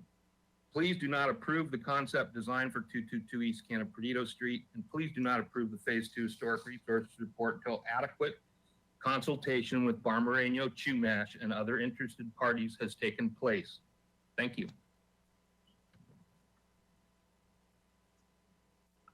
All right, thank you. Okay, thank you. Right. And that was the last public commenter with their hands raised. So I'd just like to reiterate now, if you would like to give verbal public comment on this project, please click the raise hand icon on your GoToWebinar control panel if you are attending by webinar. And seeing no additional hands raised, Mr. Chair, and to the commission, back to you. All right, thank you. All right, so we'll close public comment and back to the commission for questions about the project. Mr. Chair. Commissioner Edmonds and then Commissioner Drury. Thank you. Thank you. Well, while it's fresh, and I tried to make a couple of notes on this concern about the archaeological part that would be covered, and also the archaeological, I believe it was the wall that would be in someone's yard space. Can we look at photos, and can you point that out to me?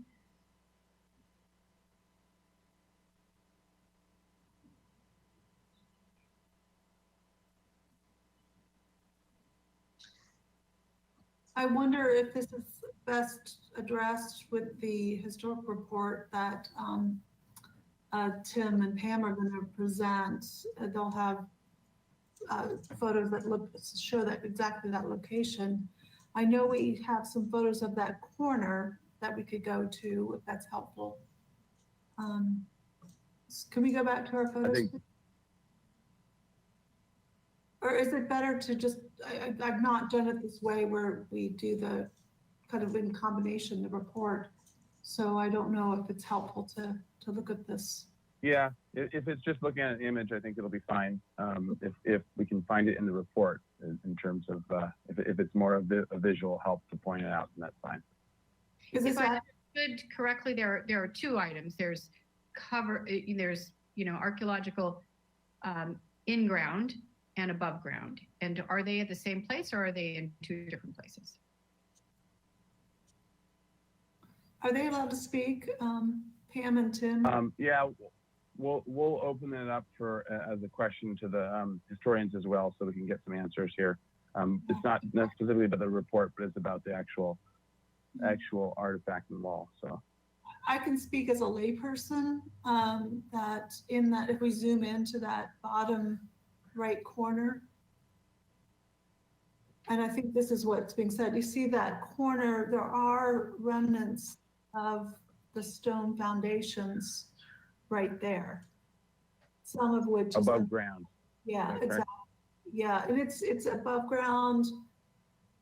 It's boulders, so if I said a foot, 18 inches, it's a little rough, but it's that kind of idea that they are exposed right there. And I'm sure our experts can explain better too. And we don't have a photo of that so that we can see what it looks like? I'm sorry, Christine, there's a photo within the structures report. So I'm looking at page 28. You have a page number? Correct, page 28, figure 32. It's hard to see the foundation wall. There's a lot of vegetation in that area, but that's generally. Yeah, if we zoom in, you see the two parking spaces and zoom in there, and to the one corner, the one on the right kind of points to the wall exactly. And so zoom into that corner, and that's where you might see some of the, it's a little blurry, but in there, that's what you're gonna see. In fact, you see that large boulder? It's a little blurry, but that's what we're talking about.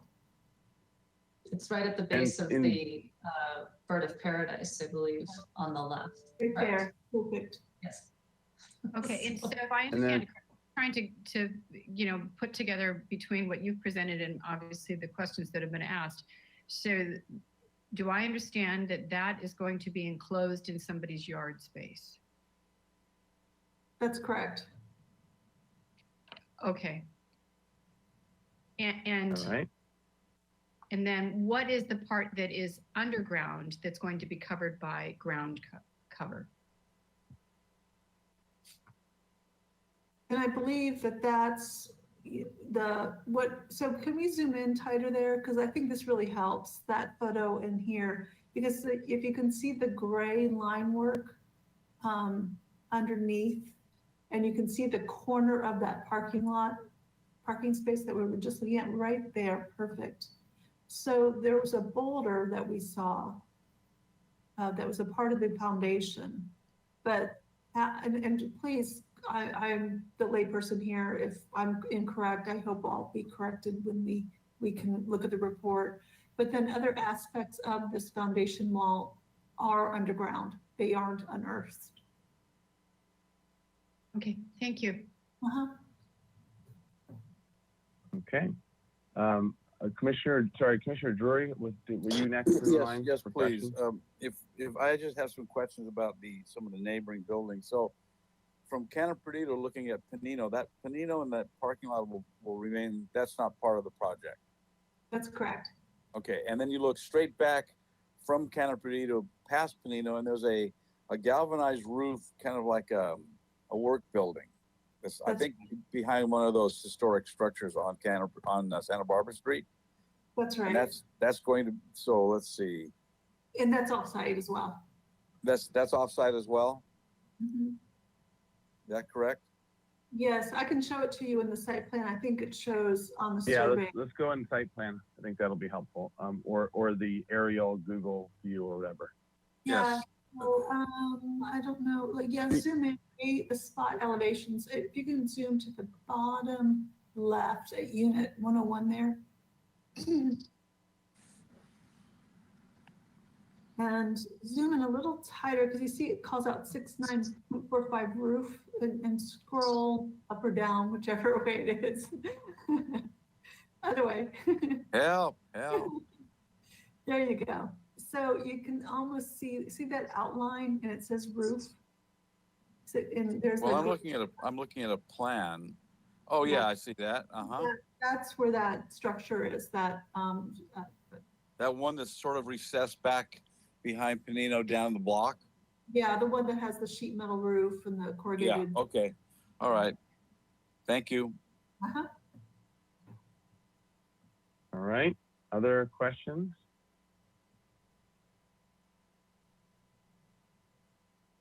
For the project? Mr. Okay. Chair? Yeah. Yes, Commissioner, or Vice Chair Howe. The garage units that are not part, or the garage spaces that are not part of the front building, but are where it says 103, garage 103, those do not have doors, is that correct? That's right. They were done more with a different look and feel, as an arcade kind of look. Okay. That's the only question I have. Mr. Chair, I do have another question. Yeah, Commissioner Drury.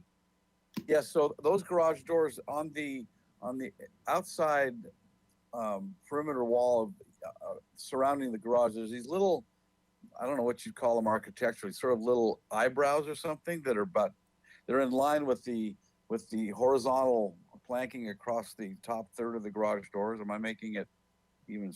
Yeah, can you go to the elevations, Mr. Bolton? For the garage, the little garage right there. I think is what Yes. Commissioner Drury So talked what are those? So this is a kind of a rhythm of the the colonnade that you see is extended upwards. I see. Okay. All right. And there's like just roofs, just to bring in some texture and color. I wanted to bring in some intermittent red tile roof pieces that break that up with the wood rafters that you're seeing. And so would it be traditional not to extend them all the way to the edge of the wall? I think this is kind of a 1920s kind of look and feel. That's why it doesn't go all the way around the perimeter. I mean, both are open design options, Right. but it's just how it felt to me. Well, I have no objection to them. I'm just making sure that I understand what I'm looking at. Thank you. Uh-huh. All right. Other questions? I have a question. Yeah, Commissioner Manuel. And sorry, I didn't see the last presentation, so I'll be abstaining from comment. But for if you go to the site plan, the parking stalls that are adjacent from that parking structure that we were just looking at,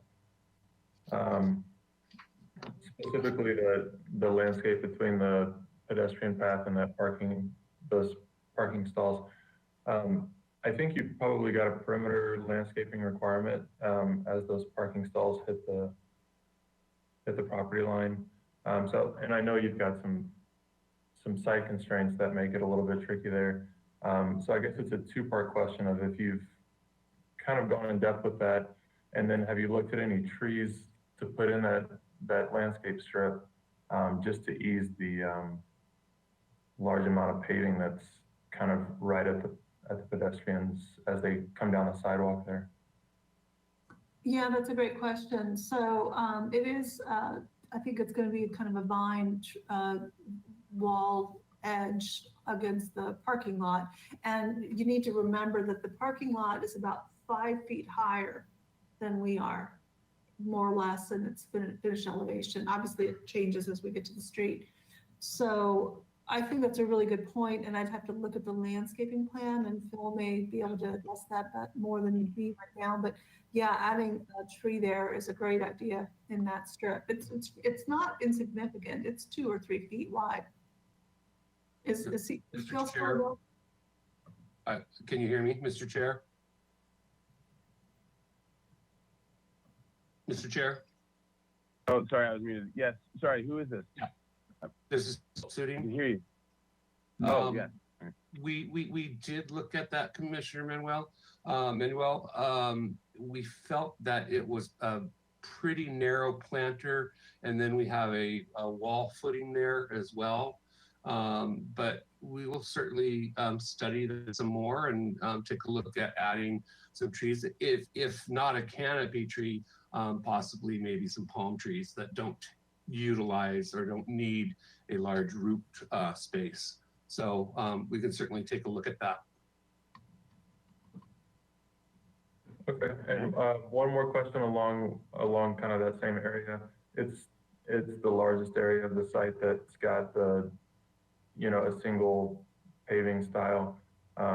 It probably is a bit hard to break that up with no obvious pathways cutting through it, but have you looked at breaking that up also as that just relates to the street and, the public's perception of the project? I'm not understanding the question. You've got a permeable paver field as the parking. Yes. Have you looked at any type of creative way of making it not so what's the word, homogeneous? I think, Commissioner Manuel, that we could definitely, change the pattern, maybe put in some type of rosettes in there. It was really just, get the hatch down, get the suggestion there. I'm sure when we, further develop this, we can study varying the patterns or the patterns, the layout. One thing that we might also want to do is enhance the paving at the existing drive entrance, the entrance to the parking lot. So yeah, that's a good question. And at this level, we hadn't gotten there yet. Fair enough. I think that's all my questions. I have questions. Okay. Commissioner Jordan. Thank you. As I go back and look at the notes from 2019 and October and May of 2018, I see you've been able to tweak the design a little bit. I think originally there were 8 units and now there's 7 slightly bigger ones. During that time, I'm curious about the tweaking of the parking, because you have you have 30 some parking spots. And I'm wondering if you have considered, since they take up a lot of the site, have you considered approaching the city about a waiver on the number of required parking lot spots? Since 2018, there's been a lot of discussion in the city about the number of required spots for various kinds of developments. So have you explored, or are you thinking of approaching the city about a waiver on the number of parking spots, which might give you a little bit more freedom to create a bigger buffer between the condominiums and the archaeological remains? Thank you for the question. That's a good question. We are parking now at 1 parking space per new residential unit. And we are also taking advantage of a zone of benefit for the office space. So that, and I don't have what our zone of benefit was, but offhand, but we are already reduced.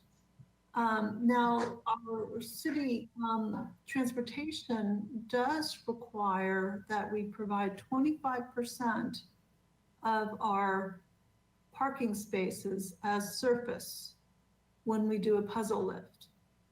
And we have on other projects asked for that to be considered.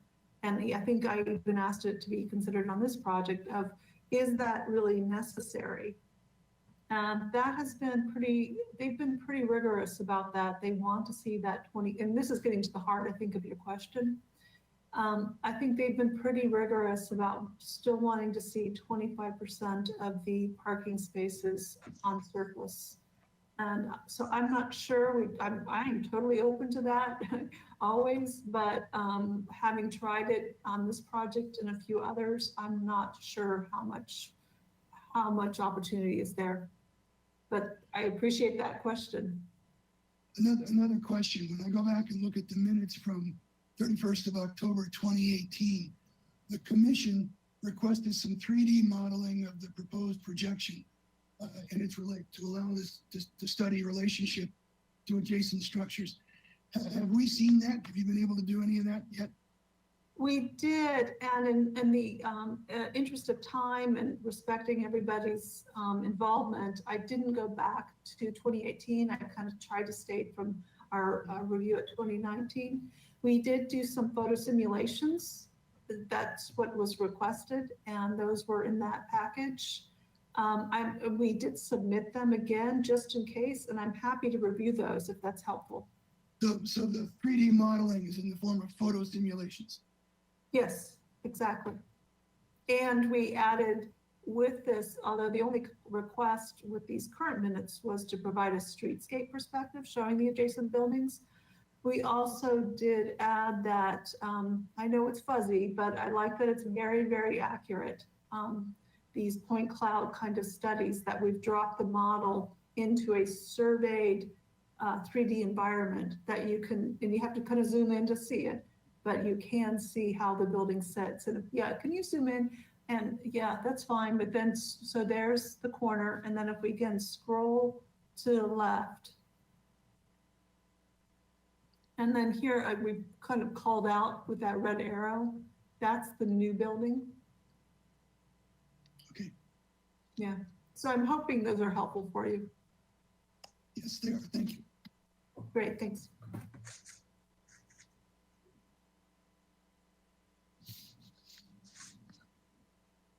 Okay. And Commissioner Lundvik. Yes, I have several questions I would like to, if you can go to the site plan, I'd appreciate it. I know we've oftentimes requested that adjoining structures be clearly shown and adjoining improvements be clearly shown. And I don't consider this plan to clearly show the adjoining structure or adjoining improvements. And I really hope that we get that as we move on with this project. I also, I have a question for the designer. Up in the front parking area adjoining the garage, you have a dimension of 27 feet. Is that a mandatory dimension for backup out of the garage and the parking spaces? That is a back out requirement. We've talked with transportation on these garages since then, these puzzle lift garages. And I might, I certainly would, if I can get them to accept 25 feet and pull and give us more landscaping at that pedestrian path, I absolutely would. But this was the discussion at the time. I assume that the... I'm sorry, we went through a PRT at the time, and this was kind of a response to the PRT comments from the transportation. Are the puzzle lifts two cars down and one at grade? They're one car down and two above grade. I don't see in your elevations of the garage or the residential building with the puzzle lift. I don't see the height there that represents at grade or on grade parking plus one above. I don't see it. Are you telling me that? Are you telling me you're getting? You're telling me you're getting the two above grade within the 12'6" dimension, less structure? That's underneath. That's the underneath of structure. That's roof, the bottom. 12'6". So Yeah. you are getting the car that's above the one that's grade within that 12'6" height. Yeah, it's about 12 feet clear that is expected for the puzzle lifts for 2 cars to stack above. And usually we're struggling with other issues with plumbing drops and a lot more complexity. This building, because there's not that criteria, I feel confident about what you're seeing here. And then we do note the pit just kind of diagrammatically there beneath it in that elevation. Right. Go back to the site plan again in this front garage area. I think that you could get more landscaping in front of the existing building. If you took that 12-foot dimension for the drive and radiused it or swung it off the projection of the planter there, that's around 53.04, whatever it is, I think that you would have the ability to get more planting in front of the existing building. And my question is why you wouldn't try to get more planting in there in front of the existing building. Well, the other criteria that we're working with the transportation department is a minimum of 20 feet away from the property boundaries. And you see that 20 feet from the entry of the property line to the first parking space. Oh, I'm over to the right. I'm over to the right. If you got a 12-foot drive, can't you have that 12-foot drive swing to the left and therefore get less drive and more planting? Yeah, that's a good idea. Yeah, I see what you're saying. I could probably get a couple more feet there. That's a good point. When you look in from the street, that existing building is pretty dominant, and it needs something in front of it. Yeah, I see what you're saying. Absolutely. I think it was just that pinch point happening at the at that triangle. But yeah, no, that's a good point. Okay. Now the other question I have is the pedestrian path. That pedestrian path is it abutting a retaining wall? Well, this is still kind of being worked out, but there's an existing retaining wall and chain link fence on the parking lot property side.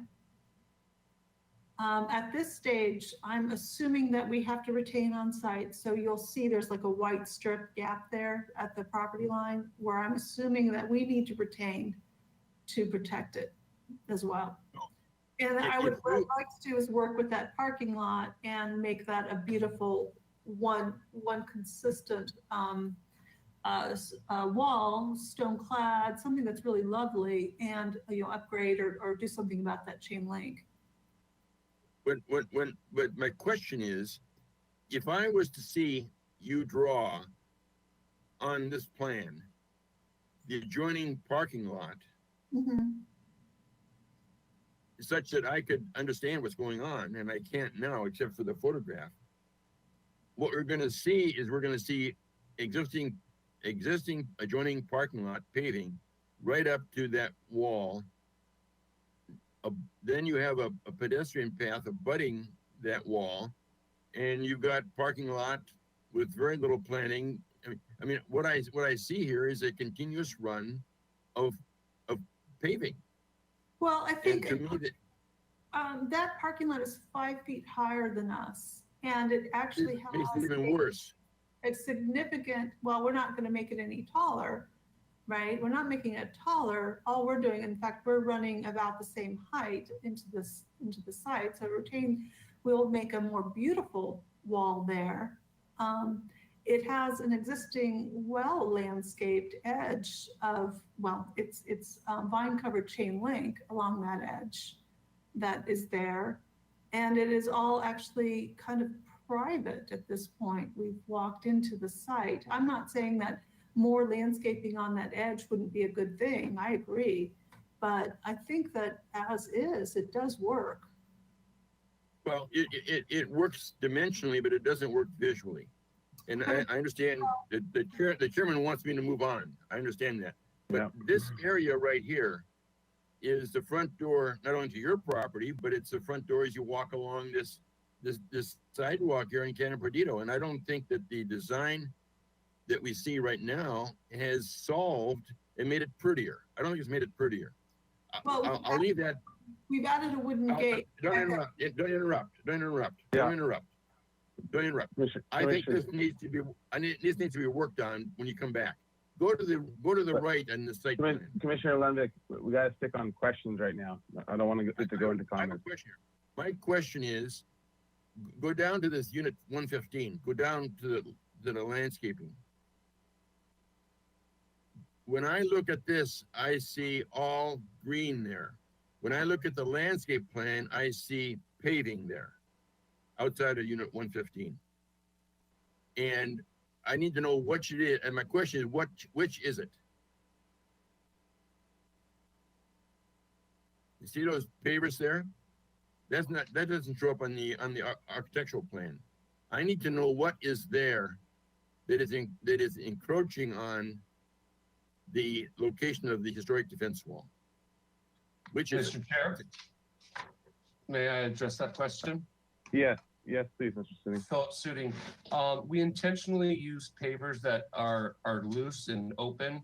They'd be maybe sitting on a 2-inch, 3-inch bed of mortar so that they are not as permanent or intrusive as a poured in place slab with flagstone on top of it. And I think what was shown on the site plan, the architect's site plan, was really just to indicate things, not so much what was landscape, what was hardscape. So we're trying to be respectful of that outer defense wall, and we did change the paving type there so that it's open gap, just set on mortar. Giving the people a little bit of outdoor usable space. I hope that answers your question. The architect's plan is an error. The architect's plan is an error, then, isn't it? Well, I think the architect's plan, I'm just speaking for Ms. Perrone, is that that was just indicating open space, not necessarily planting or landscape. Is that correct, Ms. Perrone? That's correct. Okay, so as a point of clarification, the landscape plan is the more accurate one, showing what's actually happening there. Mr. Chair. Okay, thank you. Commissioner Lendick, any more questions? No, I'll defer to someone else. Okay, Commissioner Lendick. Okay, this is a great slide for me to further ask these questions about the wall. And I apologize that I don't know the answer to this. And this may be directed to Ms. Hernandez. When I look at the letter that we received from Ann Peterson, it talks about a portion of the proposed project falls within the boundary of the Santa Barbara Presidio archaeological site. So I apologize for the naive question, but how is it that a private project can be built on top of a portion of an archaeological site, CASBA 133? So Ms. Hernandez, are you? There we go. Thank you, Commissioner Grunbein and Commissioners. So I am not an archaeologist and I don't review the archaeology reports. So I'm not the expert in this. This commission reviewed the archaeology reports previously. I think that was noted. And even Post Hazeltine might be a better able to answer that question because they might have reviewed the archaeological reports. We're just totally separate fields. So I only sort of look at the above ground historic. And then when you read the archaeology reports, as you know, we have an outside consultant advise you on that. So I've never commented on them. I don't review them. Okay. Sorry that I just don't, obviously I wouldn't ask the question if I knew the answer. No, but I think Post Hazeltine might be able to, because they did address some of that in their report because okay. You, right, this Yeah, board Post already Hazeltine, reviewed can you, the geological report and I believe accepted it. yeah, and I have, from memory some information, but I think Post Hazeltine will probably have a better idea. Post Hazeltine, do you want weigh in at all about the? Yes, we the- can, Mr. Grumbine. A national register boundary for a resource can transact several properties, which could either be in or not in public ownership. So the designation of a property or a resource onto the National Register is not really tied to who owns the property. And because this portion of the wall is on private property, it's not on the state parks property or on parcels owned by the Trust for Historic Preservation. Environmental, from our perspective and in our 20 years of work in the field, that doesn't preclude development adjacent to an archaeological resource, because that's determined on a case-by-case basis. And it's just noted, an archaeologist is the best person to speak about impacts to archaeological resources. Pam and I are concentrating on the historic structures aspect of this resource as a component of because the Presidio is a component of the city's historic resources heritage. So I suppose it's a long-winded answer, but yes, you can have a resource that's on the National Register. That listing does not impair the ability of the property to be developed, potentially. Commissioner Edmonds, Okay. does that answer your question? Well, I think yes and no. I mean, I guess I just am not knowledgeable enough to even know what I'm referring to. So we talk about archaeology being underground, and I guess we talked about part of the wall being exposed, but it does concern me. But I'll wait till comments, I guess, to tell you what concerns me. Okay. Good. Other questions, Commissioner Uli?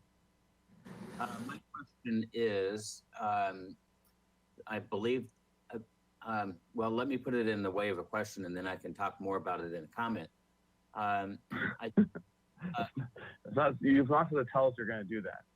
I'm That's trying. so you know. Okay. I'm trying not to do it simultaneously.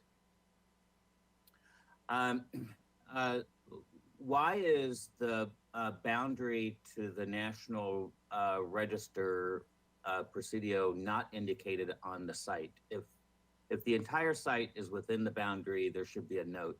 If it's not, I think we should see the designated boundary and how it impacts the site. Okay, so that's the question to the applicant is can you give us more information, or do you have it right now as to whether the entire site is in it, Yes. or whether a portion of it? Yes, we can. This is Tim Hazeltine. And we're sort of ahead of our report, which is puts us all at a bit of a disadvantage. Yeah, If you have the report available and turn to page 9 of the actual text of the report. Maybe that's just a leader to go into the report, I suppose. Maybe so. So if you get to page 9, when you do, that's page 6, I think.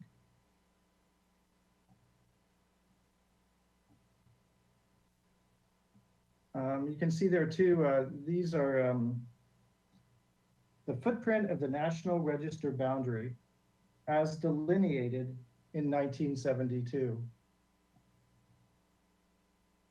And you can see you can just make out the National Register boundary on the graphic. And where it should be zoomed into? It basically, let me get a closer look since I'm half blind. On 5B, if you look on 5B, upper right corner. There we go. Yeah. You see the red line? Yeah, The red line?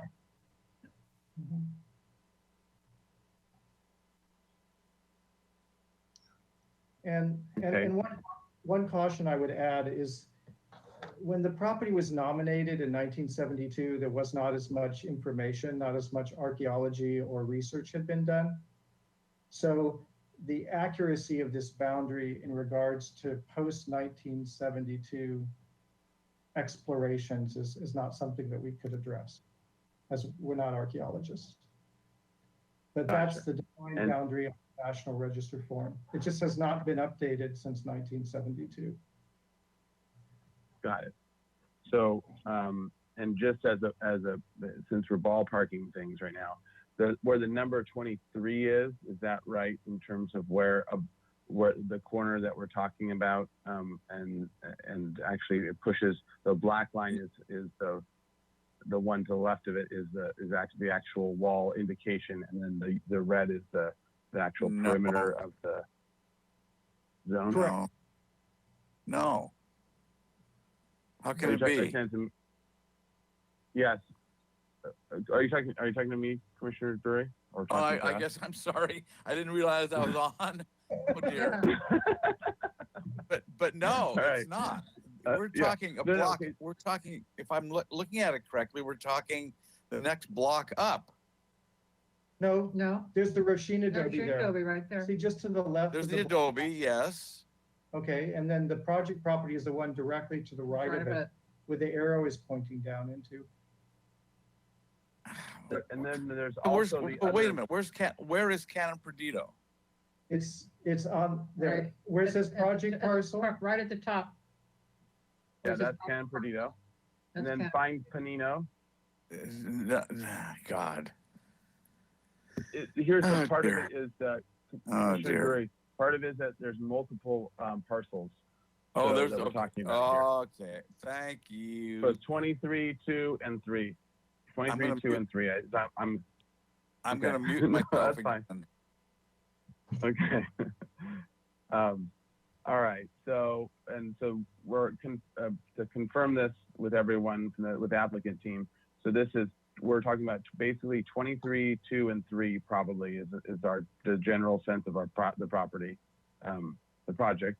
And then where the zone that we're talking about is actually in between right next to the number 23 from the red line and whatever that ends up being, whether that's 20 feet or whatever it is. I'm guessing 20 just by looking at it, but I could be off. By seeing how much the black line overlaps, and the black line being the wall.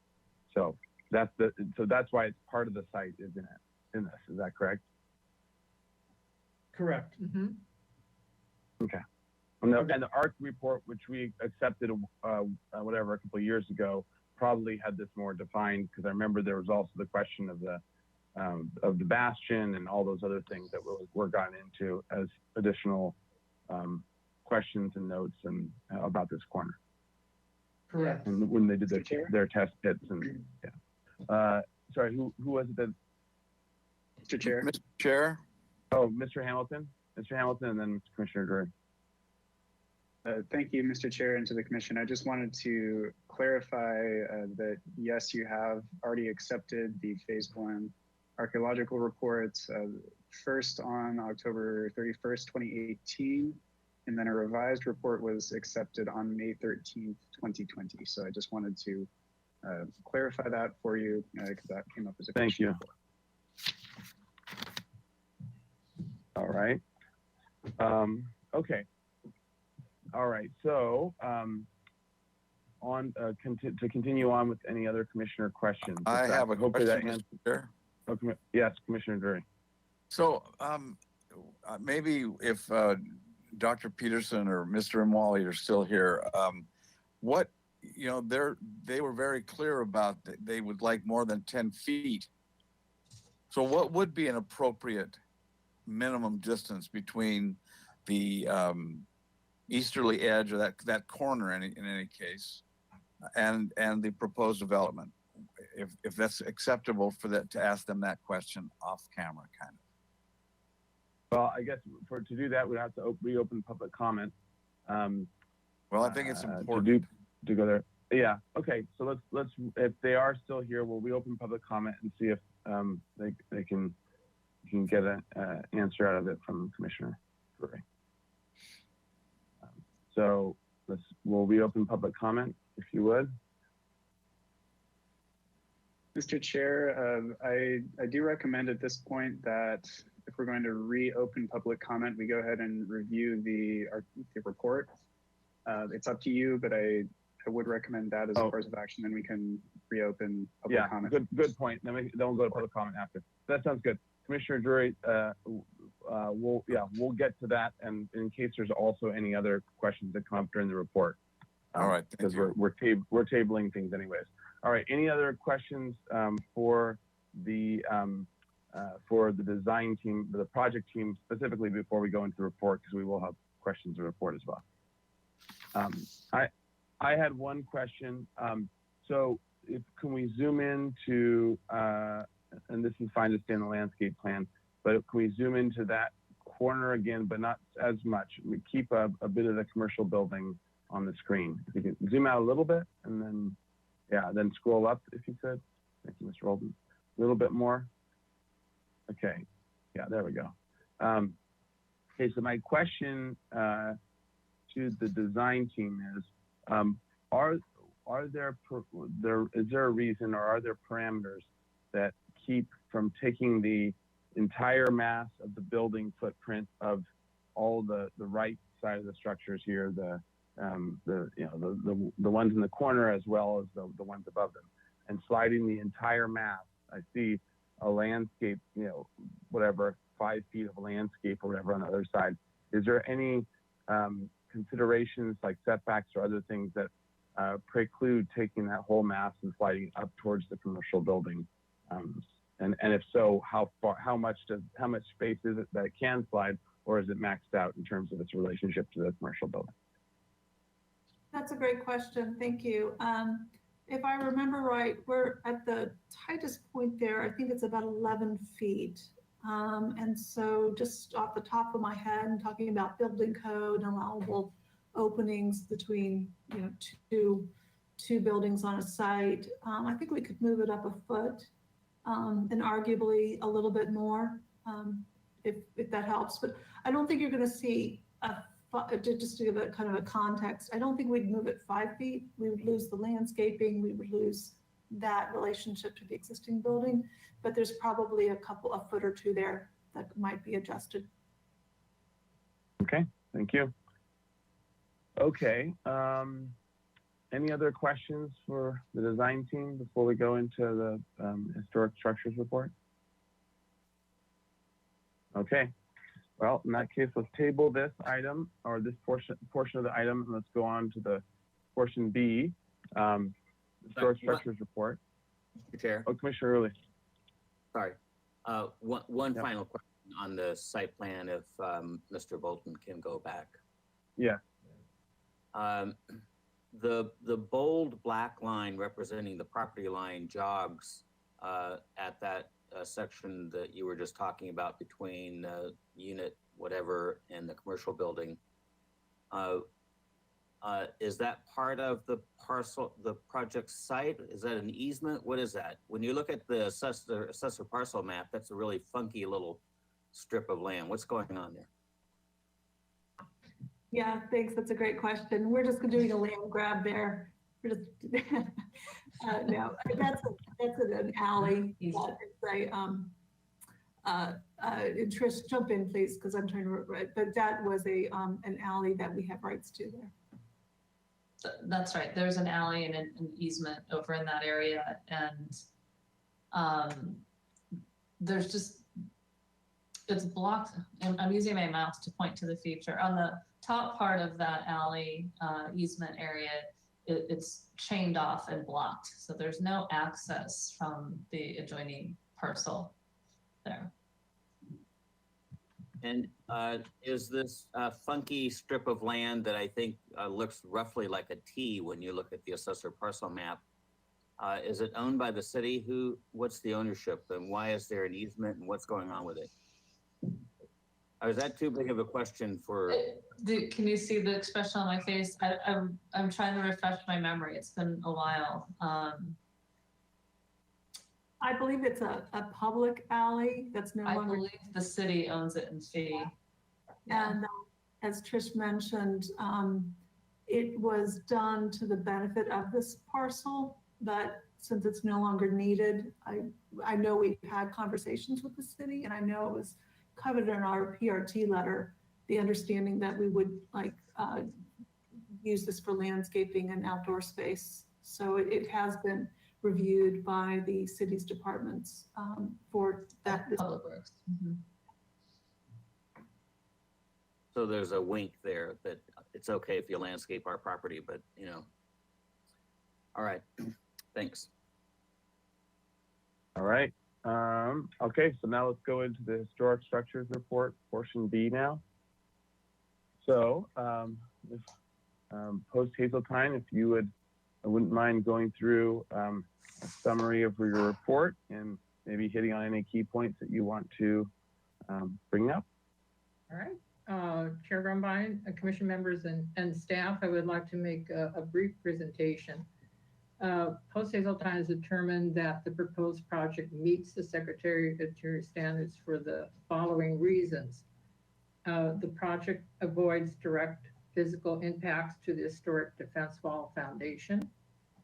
The project has been designed to preserve most of the existing views from the state park property towards the Santa Ynez Mountains, especially when viewed from the intersection of Cantor Perdido Street and Santa Barbara Street. The scale, bulk, and massing of the proposed project is consistent with the existing development pattern of the block, which features larger buildings of 2 or more stories in height. The proposed development's materials and design features are consistent with Spanish colonial revival style. The project is also consistent with the historic resources element. The project includes several measures to ensure the foundation is protected during the construction phase of the project. These are outlined in section 7 of the report on page 69 of the Historic Structure Sites report. And then in conclusion, I would like to note that the phase 1 Historic Structure Sites report accepted by HLC in 2018, the report concluded that the historic resources were confined to the historic foundation wall of the El Presidio de Santa Barbara near the southeast corner of the project parcel. And the revised phase 2, which is submitted to the city staff in 2019, in that report, the revisions were confined to add additional information generated by the revised archaeological report. And these revisions did not alter the conclusions of the report. And finally, I would just like, Tim would like to add a few comments in regard to our findings. Yes. We received a copy of the letter from the trust, as well as listened to the comments from Ann and Mike and Molly earlier. And Mike made a good point about Native American consultation, but that directive is embodied in the archaeological report. So the follow through from that would come from the applicant and the archaeologist, because the resources mostly on the lot is mostly archaeological. Our report was focused on looking at the impacts of, or assessing the impacts to adjacent historic resources, as well as the overall El Presidio de Santa Barbara. And as noted by Mary Louise Days, the project at 800 Santa Barbara Street has not always been well received, but the baseline for historic preservation analysis and analysis of impacts is predicated on the existing conditions of a neighborhood or setting.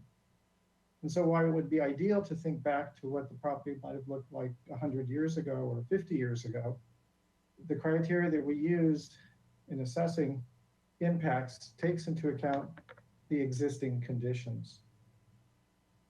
And we do feel that the buffer is adequate to preserve the physical remnant of the foundation as it's currently delineated. And I'd like to note we did not include a detailed photograph. It's been our practice not to include graphics of archaeological resources in a document that would be available to the general public. And so in summary, we feel the project, overall is approvable from the preservation perspective. scale, bulk, and massing of the addition are sort of pushed to the east end of the property, pretty much behind the Roisin adobe. But because the Roisin adobe is set right on the sidewalk, there is a fair amount of distance behind the house to where the new construction would be. And we don't see that as a substantial impairment. We feel actually that putting more of the construction near Ken and Pedito Street would have actually impaired the visual setting of the Presidio more by building up a vista that actually extends towards the Centinels Mountains. So in a nutshell, that's how we reached our conclusions about the appropriateness of the project on a broad scale. And of course, our analysis to some extent is somewhat less detailed than if we were looking at additions to an historic building, which is our usual charge. So we didn't delve into every detail of the proposed plans as we would if it was actually physically attached to a historic structure. Thank you. All right, thank you. Does that conclude your report on your report? Yes. Since we've All right. All right, thank you. So now we will go to public comment. So any member of the public wishing to comment on this item, please do so. And as well, there was a question from Commissioner Drury in terms of asking what, I believe it was to Ann Peterson and to Mike and Wally, what would be in their view, what would be a proper buffer space. So if either of those speakers are here, please do. I'll give you extra time as well to address that. Please have your comment for the historic structures report, and then please also we'll give you extra time to answer Commissioner Drury's question. So, all right, with that, Mr. Hamilton. Mr. Chair, just quickly, Go ahead. We have Go ahead, Ms. David Stone available, who did the archaeological report, if that's helpful for you. Okay, great. Yeah, we'll circle back to that in terms of for questions to the commission. I think that would be helpful. Thanks. All right, Mr. Hamilton. Yes, thank you, Mr. Chair, and to the commission. If you would like to speak on this item, this is item B, specifically the historic structures report, please raise your hand in the GoToWebinar control panel. And while we wait for any more hands to raise, Ms. Rydell, did we receive any additional correspondence regarding this particular item? Thank you, Mr. Hamilton, to the chair and the rest of the commission. We did receive the one letter of written correspondence for this item that was distributed to the commission prior to this hearing, and I believe it addressed both the project and the historic structures report. So I'll turn it back over to you. Okay, thank you. And I do see two hands raised in the audience. We have Ann Peterson and Michael Mwala. So I'm going to start with Ann Peterson. Thank you for Peterson, you're unmuted. Thank you for the opportunity to speak about the phase 2 report.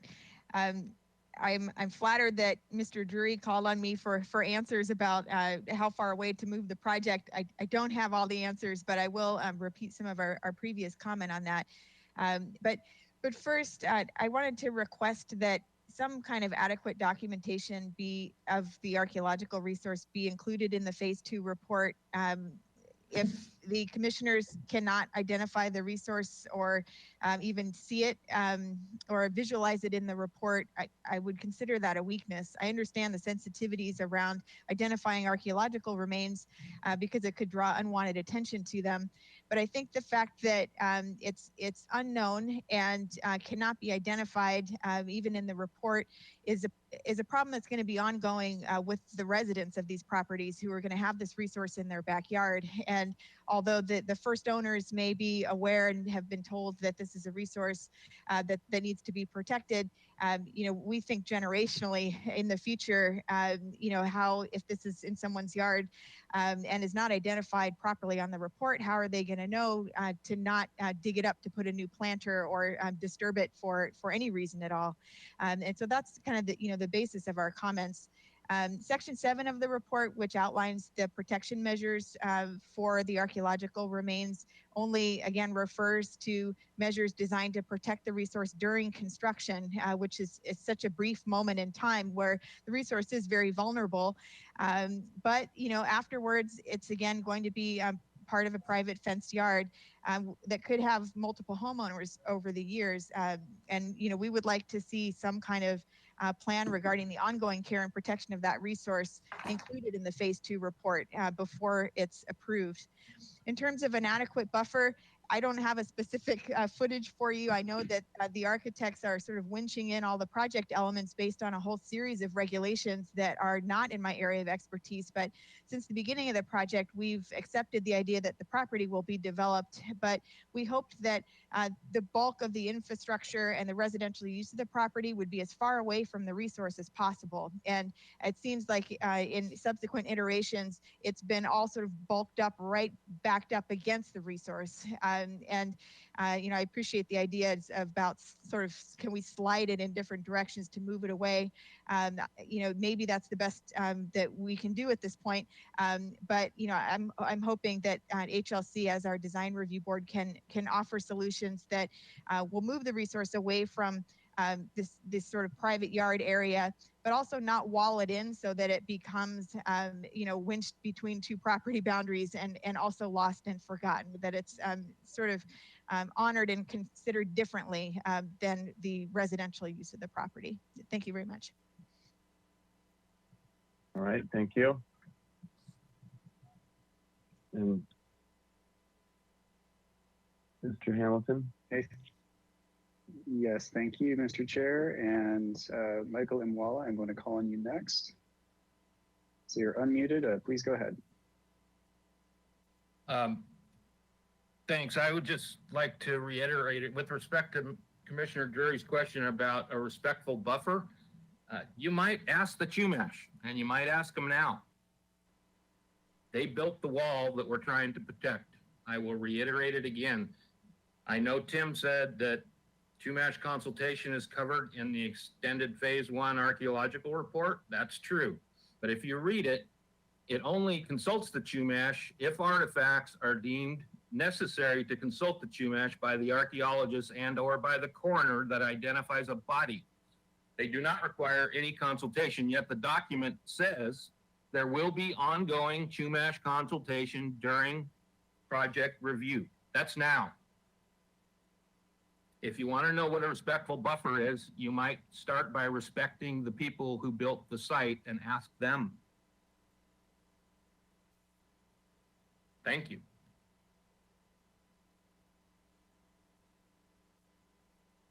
All right, thank you. Thank you. And Mr. Chair, we do have an additional hand raised, Mary Louise Days. So Miss Louise Day, or Miss Days rather, I'm going to unmute you and please go ahead.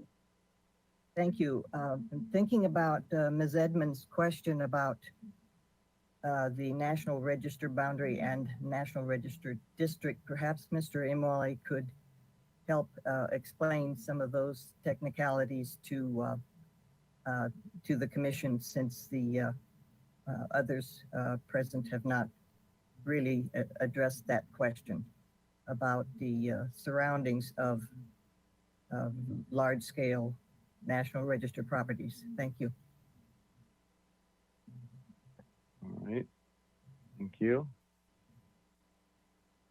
Okay, thank you. And I don't see any additional hands raised at this time, but I'd just like to put the call out again. If you would like to give verbal public comment on this portion of this item, please indicate you would like to do so through the GoToWebinar control panel.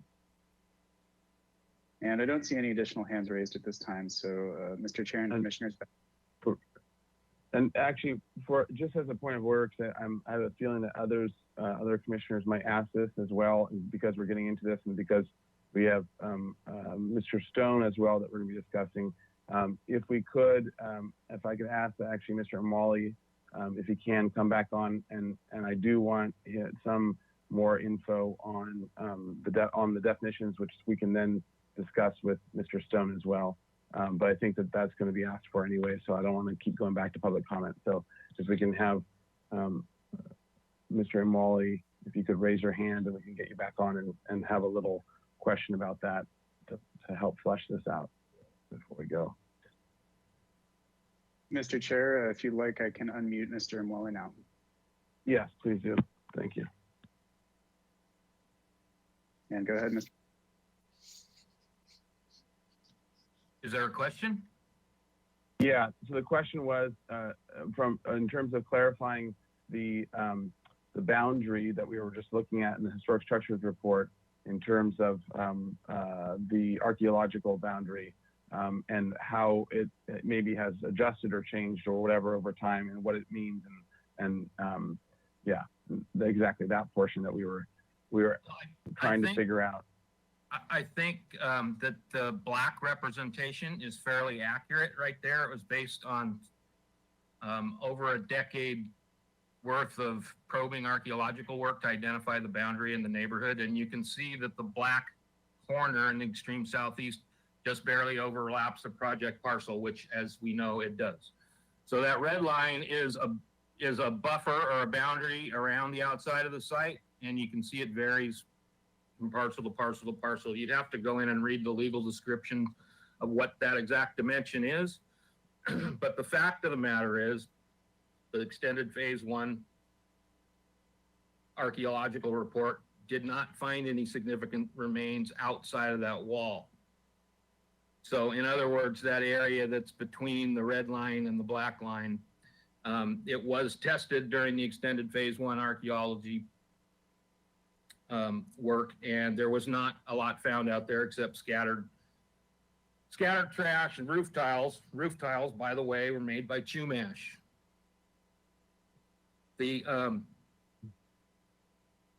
What is not refutable is that that corner that is sticking out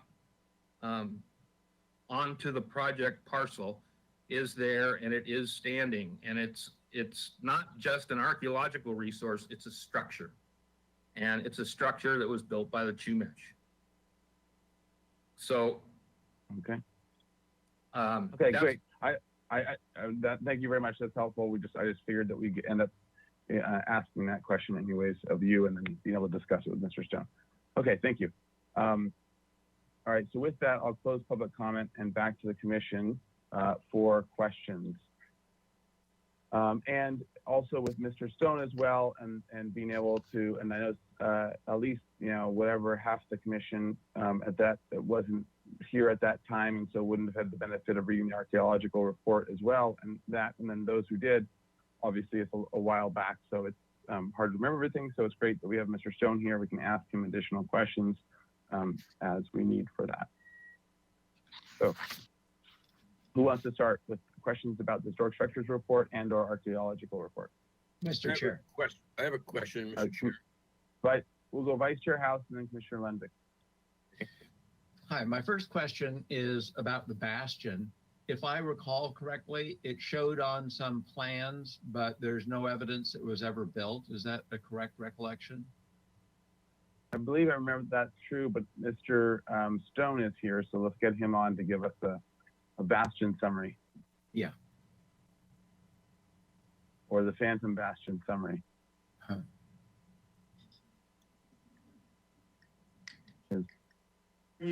Are you hearing me? Are you seeing me well? Oh, well, we're hearing you. Like a voice from above. I'm going to share my webcam. How's that? Is that looking better? Oh, there we go. Great. Perfect. Good afternoon. Parachuting in, David Stone, Wood Environment. Thank you for joining us. Oh, it's always a pleasure. It's always a pleasure. So I'll respond to Commissioner House's question first, and as Mike has been a resource to you, I'll try to do the same. So Commissioner House's recollection is 100% correct. We systematically excavated using backhoe trenches and very carefully excavated those backhoe trenches in the location that had been indicated on some of the historic documentation prepared when the Presidio walls were anticipated being constructed. And fortunately or unfortunately, you know, not taking any sides here, we were not able to identify any foundations or evidence of a construction of a wall, excuse me, of the bastion in that location. Thank you. You're welcome. And for those commissioners who didn't read the report or don't know who the bastion is, it was basically a diamond-shaped corner that would be strong for force and used as a design, and was on some of the plans early on, right? On a lot of the plans, yeah. On the architect's site plan. Yeah. In the dashed line. My second question is, was it ever discussed? Well, let me back up a little bit.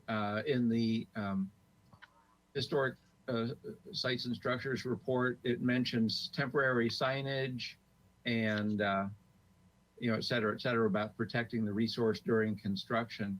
But was it ever discussed to do something like a deed restriction for those 2 units that are adjacent to the wall that is on this site? So that, and that would address the concern about beyond the first owner being aware of the, you know, the importance of those artifacts, and that it would be prohibited to build anything or excavate in that area. Seems like that might be an approach that should be considered. I'm wondering if that has been discussed at all. Chair Grunbein, would you like us to respond? Yep. Yes, please. That we have not actually discussed that measure with the applicant, but it certainly is one that has been used in the past to offer a further layer of protection to a resource of this type, or actually any sort of historic resource. So they have been used in the past. Thank you. And any other questions, Commissioner House, before we move on to Commissioner Lendick? Nope, that's it for me. All right, Commissioner Lendick, question. Yes. On the plan that's before us, we see the adjoining parcels to the west. I believe parcel 20 has a building built right at the rear of their property, which would be over the wall. Is that correct? Either Tim or whatever. Yes, there's a storage building, or there's some sort of detached structures behind, I think, 2 of the near the Roshan.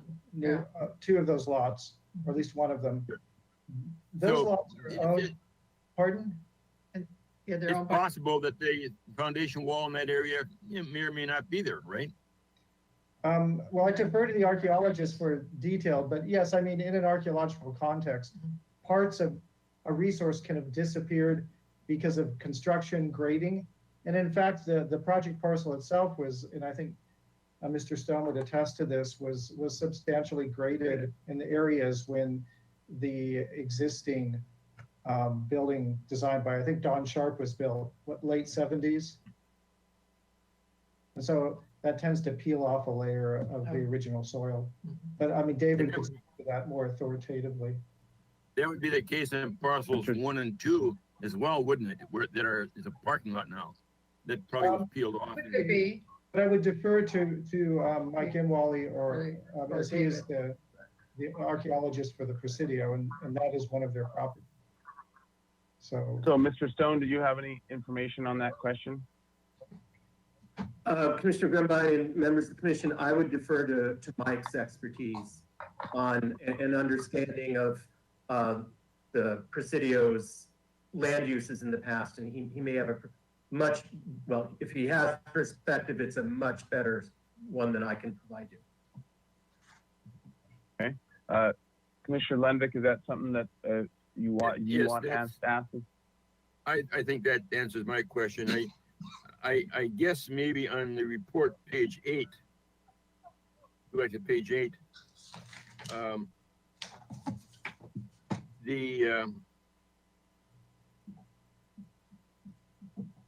go back, go to 8. Sure. quite there yet. There.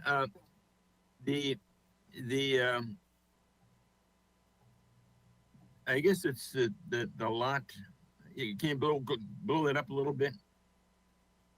The shed would be on that lot that shows 23, right? Correct. Yes. It's Yeah. the And I'm rectangular. not sure what the rectangle is on 22. Those are not numbers which relate to the parcel numbers, but you know, that map would be more informative maybe if it showed the shed structure or whatever, or the other improvements that might be across that wall. Yes. That's a question. It's, you know, would it be more informative if?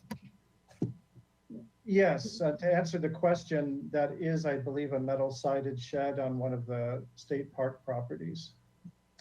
Yeah. Mr. Chair, could Mr. Bolton go back to page 6, I believe, of the report? There's a figure 2A. Well, it doesn't show the feature we're talking about. There is a survey with an aerial that shows some structures in that area, and I think that might Oh, that's good. Thank you. might help.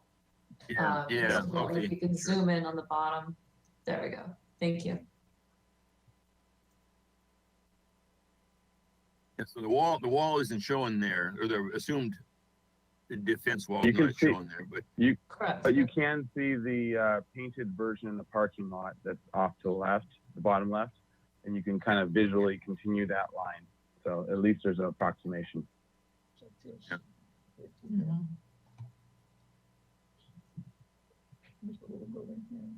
Right? Commissioner Lenvick, any other questions?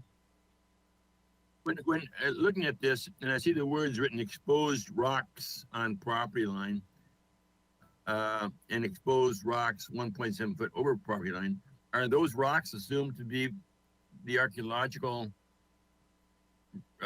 remnants of the defense wall, or the whatever? Do we know?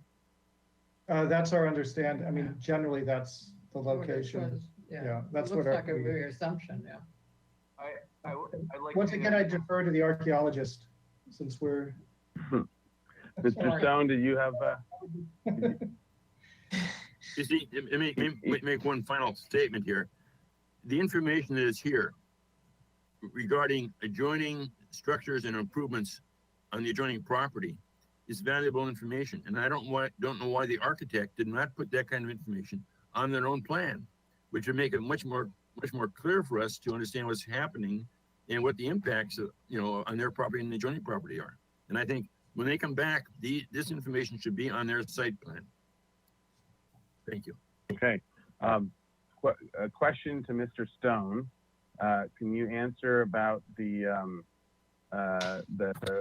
question about exposed rocks over property line, the corner of the, where the corner of the parking lot is, the rock in question, and then that little scribble that's going across exposed rock on property line. Is that the wall of the Presidio? If Mr. Stone's on, he might have stepped away. He's invisible. The owner, did you want to? Sorry, you were breaking up there, Mr. Bassan. Oh, I'm sorry. I believe that those notations were actually made by our surveyor when he did the survey, just to help us initially identify where there may or may not have been foundation remnants. So I don't know that we've had an archaeologist inform us whether the exposed rocks on the property line are actually part of the foundation or not. And I think that would require further study, because I think those are notes from the original surveyor. Okay, thank you for that clarification. And then if Mr. Stone does, is able to get back on and add any more information about it, that would be great. Okay, and other questions? Mr. Chair, Commissioner Mahan. Mr. Chair. Yeah, the the dimension between the black line and the red line, is that 10 feet? Sorry, the black line and the red line. the black line is the wall, right? And the red line is a setback Oh, from the back wall. in the, yeah, sorry, back in the other visual, yeah.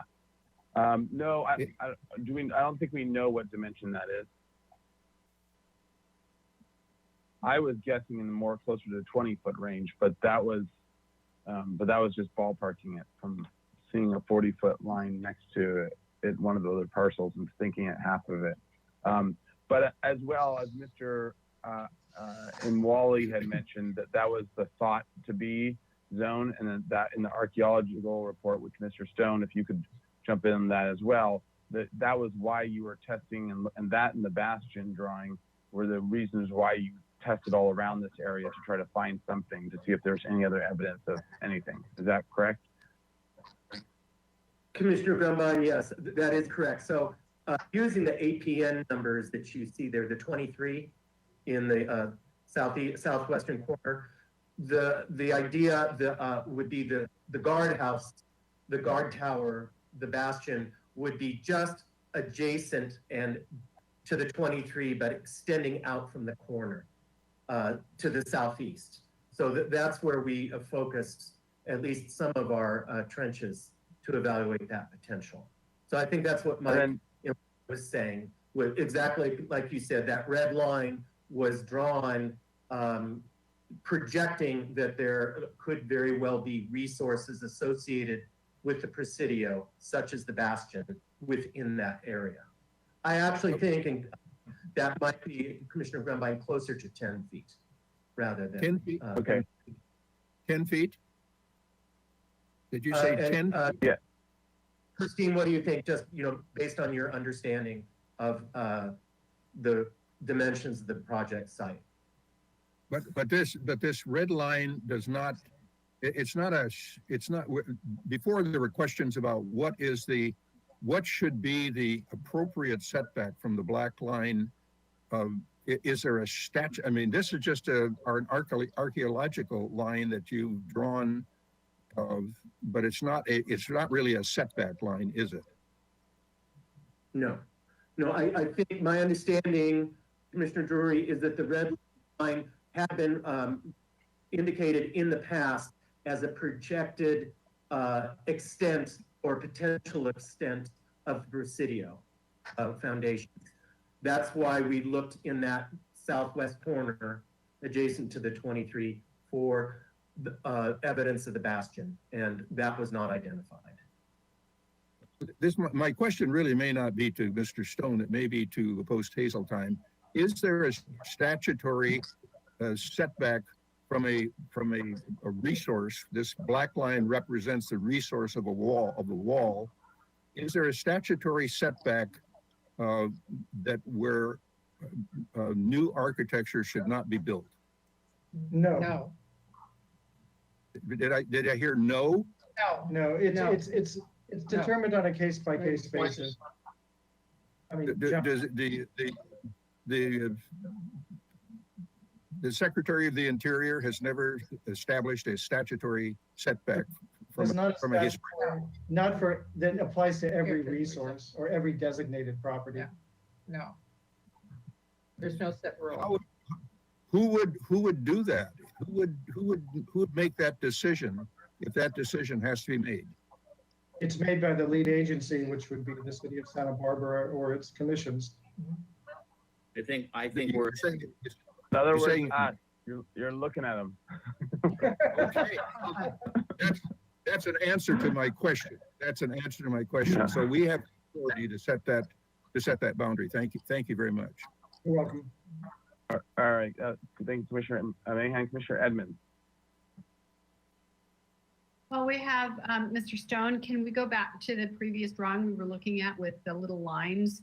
Was what goes up and get his answer. And actually, while we're doing that, Mr. Stone, there was another question before that you had to be offline. But so we're trying to define what is actually there was this survey here that had the squiggly line. Is that where you were going, Commissioner Edmonds, with it? The squiggly line question? Yes. Yeah. There you go. Yeah. Exactly. Thank you. So we're trying to identify what is the wall that was that is above the boulders that are above that are part of the wall, and then we have the overlay with the of where the wall is protruding through, at least a dashed overlay on one of the architectural plans. But we're trying to figure out in the survey where that wall or remnants of it that are rising above the ground that are a structure, historic structure, as opposed to a historic resource in the ground or an archaeological resource. So do you know what which portions of the stuff that goes above the ground is the original wall?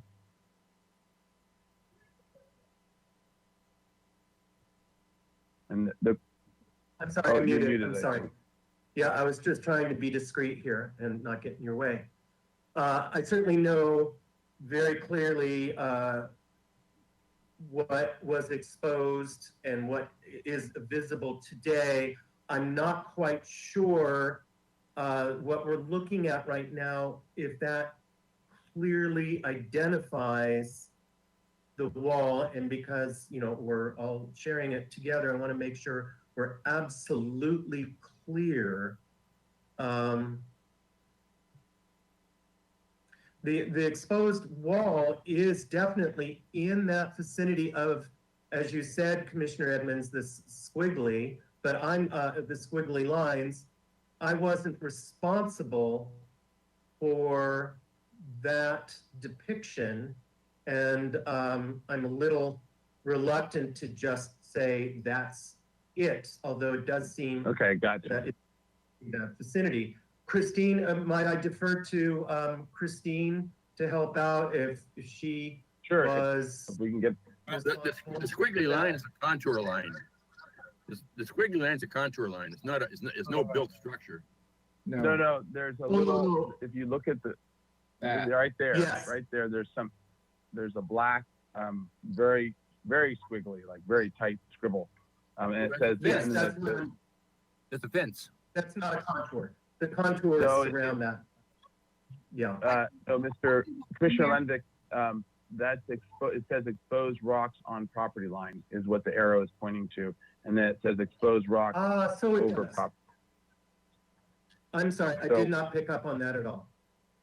That Yes. must be it. But again, I'm not responsible for that. I'll defer to Christine. Yeah. Yeah, I can weigh in, and Jeremy Bassan was correct. This is information from the surveyor. And I requested that he identify as clearly as possible what he sees of exposed rocks in this corner, so we would have this information.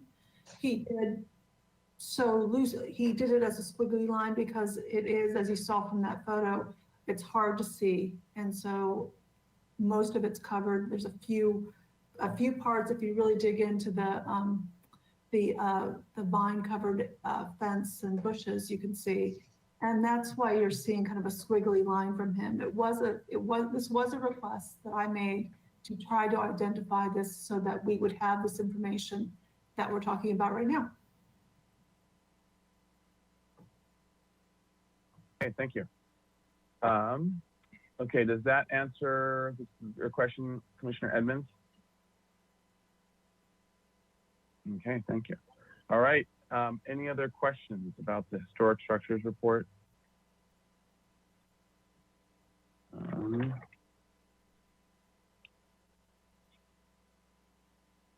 Okay. All right, so with that, then if there's no other questions, we'll go into discussion, comments on the historic structures report.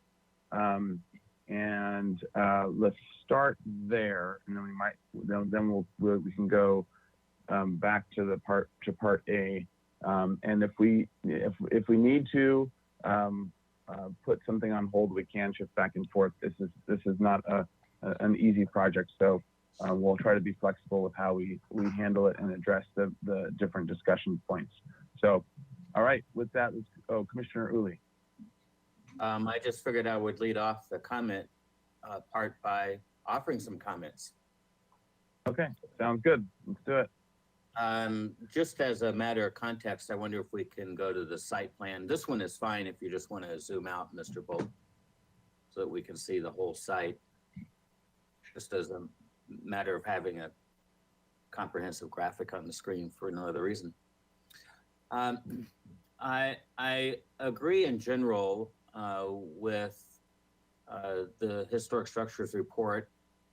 I want to acknowledge and echo some concerns that history of people who have gone before us is lacking in the report, but that's not the purpose of the historic structures report. That's an archaeological report. And so at the very least, there might be a nod, if there isn't already a nod, that the historic structures report nod to the ARC report, and maybe to have a small discussion about prehistory information. But it's not the purpose of a historic structures report. I also want to just recognize that, historic structures report generally deal with above ground resources. And unfortunately, there's a little bit of below ground and above ground in this particular corner of the property. So, to the degree that that resource needs to be talked about within the context of the project, I suppose would be important. So I'm generally accepting the historic structures report given those comments. Okay. Other commissioners' comments? Who wants to go next? Mr. Chair, Yes, Commissioner House.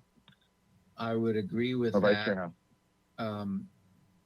I don't know if this is the appropriate place to comment on it, but I think that perhaps the report should include a suggestion for how to preserve the artifacts into perpetuity, by means of a deed restriction or some such thing that needs to be addressed somehow or other.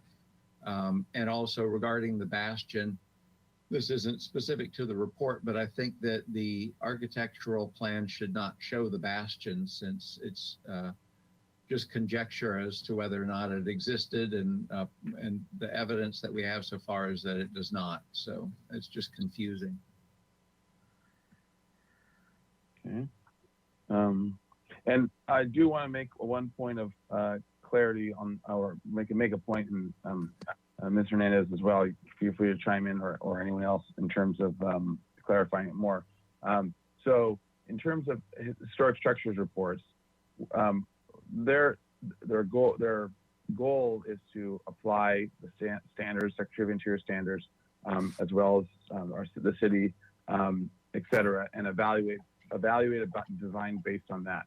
They are not, it's not necessarily, and even if it checks all the boxes, and we can agree with that report that it checks all the boxes and meets the standards, that's one thing.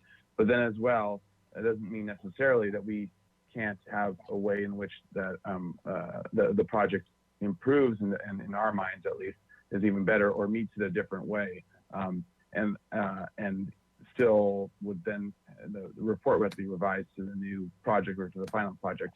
But that doesn't preclude us from having an additional, even if we accept the report, we don't have to accept everything about the design that's submitted. We can adjust things along the way as well, but the report will have to be revised.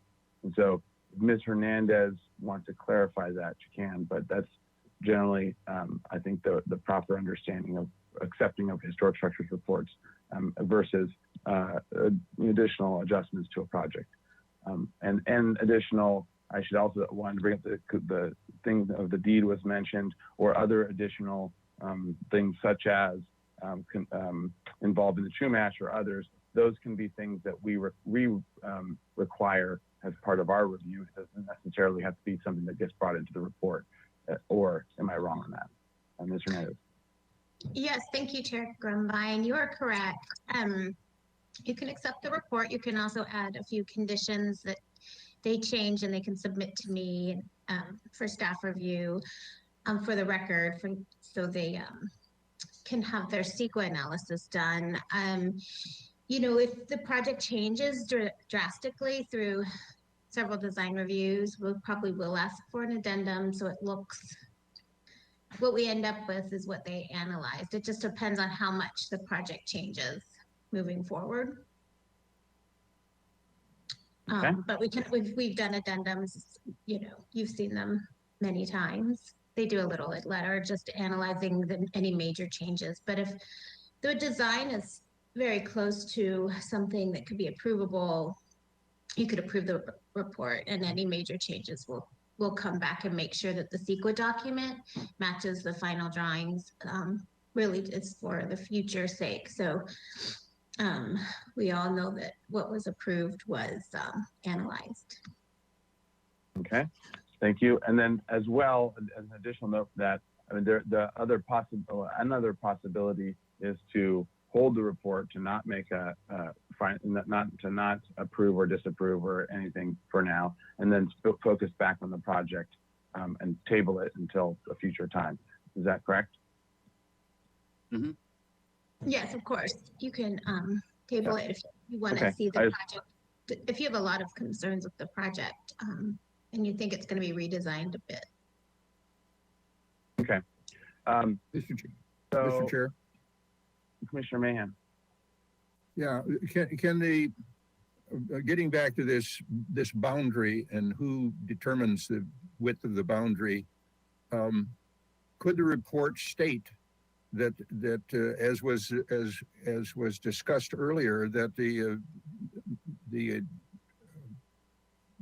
Secretary of the Interior has not established a statutory boundary, and no other person has or agency has established a statutory boundary, and that boundary will be established by the agency that approves this project, which is the Historic Landmarks Commission? Could that be in the report?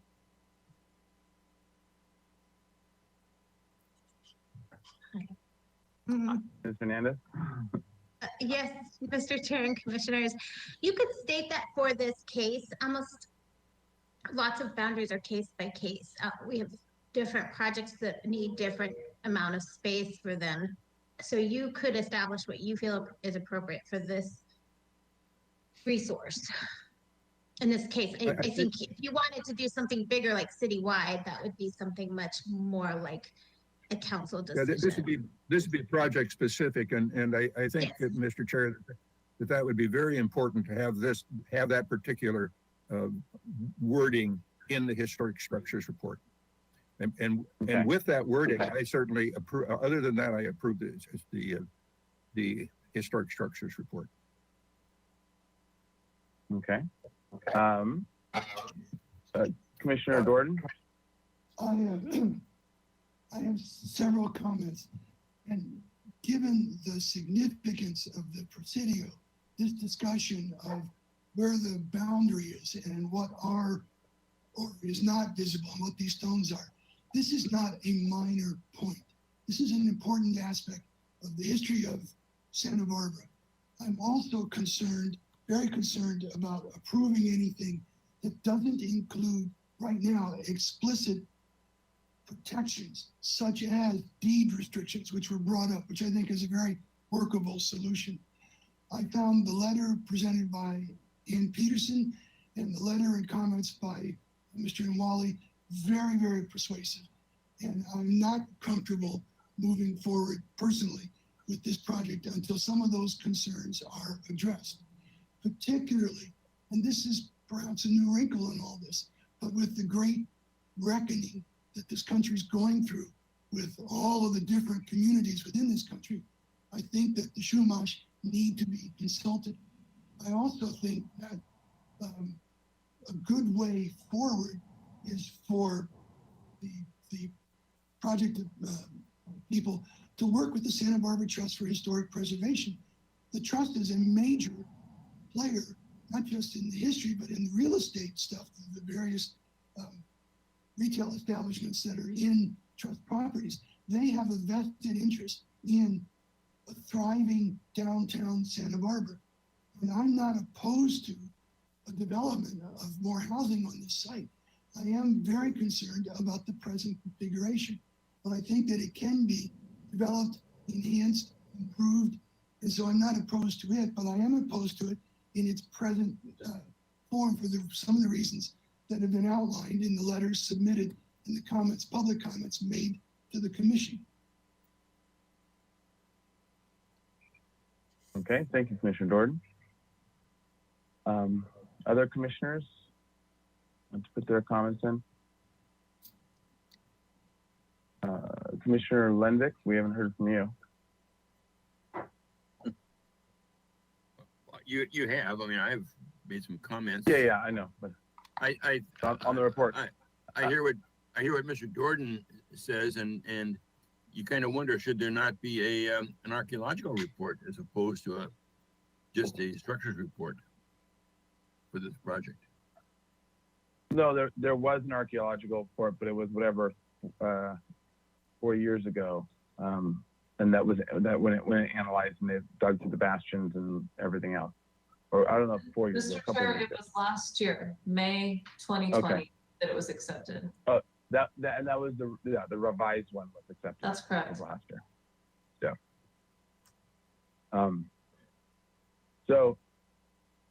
Okay, well, let me put this question to the commission then. Do we want to just hold on the historic structures report and review the project first, and then come back to this if depending on what happens with the project and what the comments are?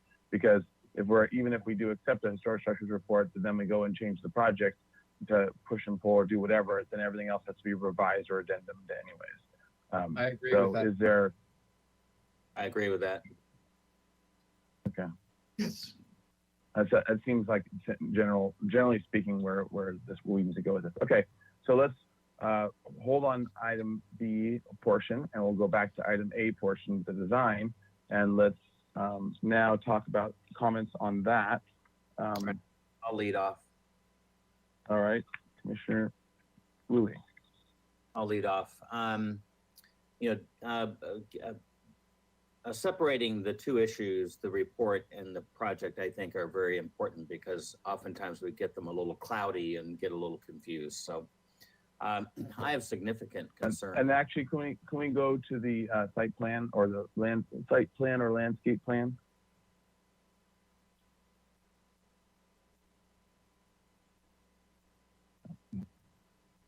Thank you. I have significant concerns about the project. Overall, big picture, overall, I appreciate the development of housing in the city. I think we need it. And I appreciate the level of sensitivity that the design team has applied to this particular project. But in the scope of caring for our historic resources in the city, I think we need to have a good conversation about that scale 1 to 5. For lack of a better characterization, 1 would be not as intense an impact on the resource, and 5 would be a maximum impact. The previous item that we talked about was a very positive outcome for that particular historic resource. And I would put that, at a 2 or something. This one I would put at a 5. The amount of resources associated and nearby and adjacent to this particular parcel, are significant. 10 feet away from a significant resource, I don't know, I don't think is enough. There must be a more creative way to land these units on this site and keep,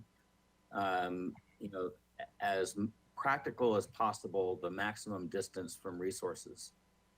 I'd also suggest that a conservation easement of some sort be negotiated so that the resource plus its buffer are on restricted, controlled parcels, so that regardless of what or other generation owners think, they don't have control of the land. I think Mr. Imwali suggested that the boundary, the red line boundary on the National Register document to establish the district had a dimension on it. So that should be the starting point at least. And then move out from there. You know, with respect to the architecture, general design, I think it's appropriate. You know, the buildings look nice. You know, they're pleasantly designed. I don't really have any issues with the puzzling of the garages and using technology and it being modern. I don't have any issues with that. I think we should have a maximum protection of those resources. Okay. Thank you. Who wants to go next? Mr. Chair? Commissioner Drury. Yes, before dinner. I think also, I agree with Mr. Uli's comments.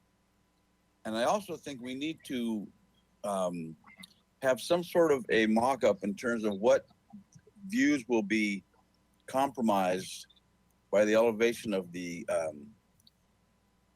condominiums, whether they're from Santa Barbara Street looking toward the mountains or looking down Santa Barbara Street toward the project, or from the corner of Ken and Perdido and Santa Barbara Street.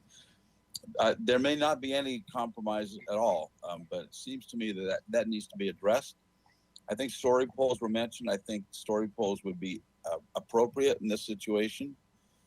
And I think that there was also, wasn't there a suggestion that or actually a requirement that we wanted to see computer generated, what's the word? You know, the computer like a 3D generated model, 3D images. Yes, exactly. I think it's important enough. This is an attractive project. I think it just needs to be slightly massaged.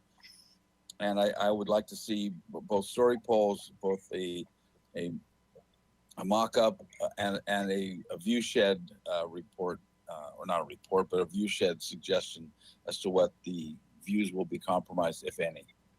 Otherwise, I'm in favor of the project, except for that. Thank you, Mr. Chair. Okay, thank you, Commissioner Mayhem. Yeah, these are. This is a building that's in the interior of a lot, of a block. It's the interior of a block, and so I don't think that views of the mountains will be an issue at all. There are buildings already along Santa Barbara Street in front of this building, and it will not block the views. But I really think that the issue here is this setback from the resource. That's the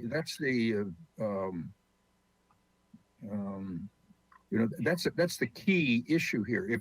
If it's got to be 20 feet or 30 feet, that's going to change this design.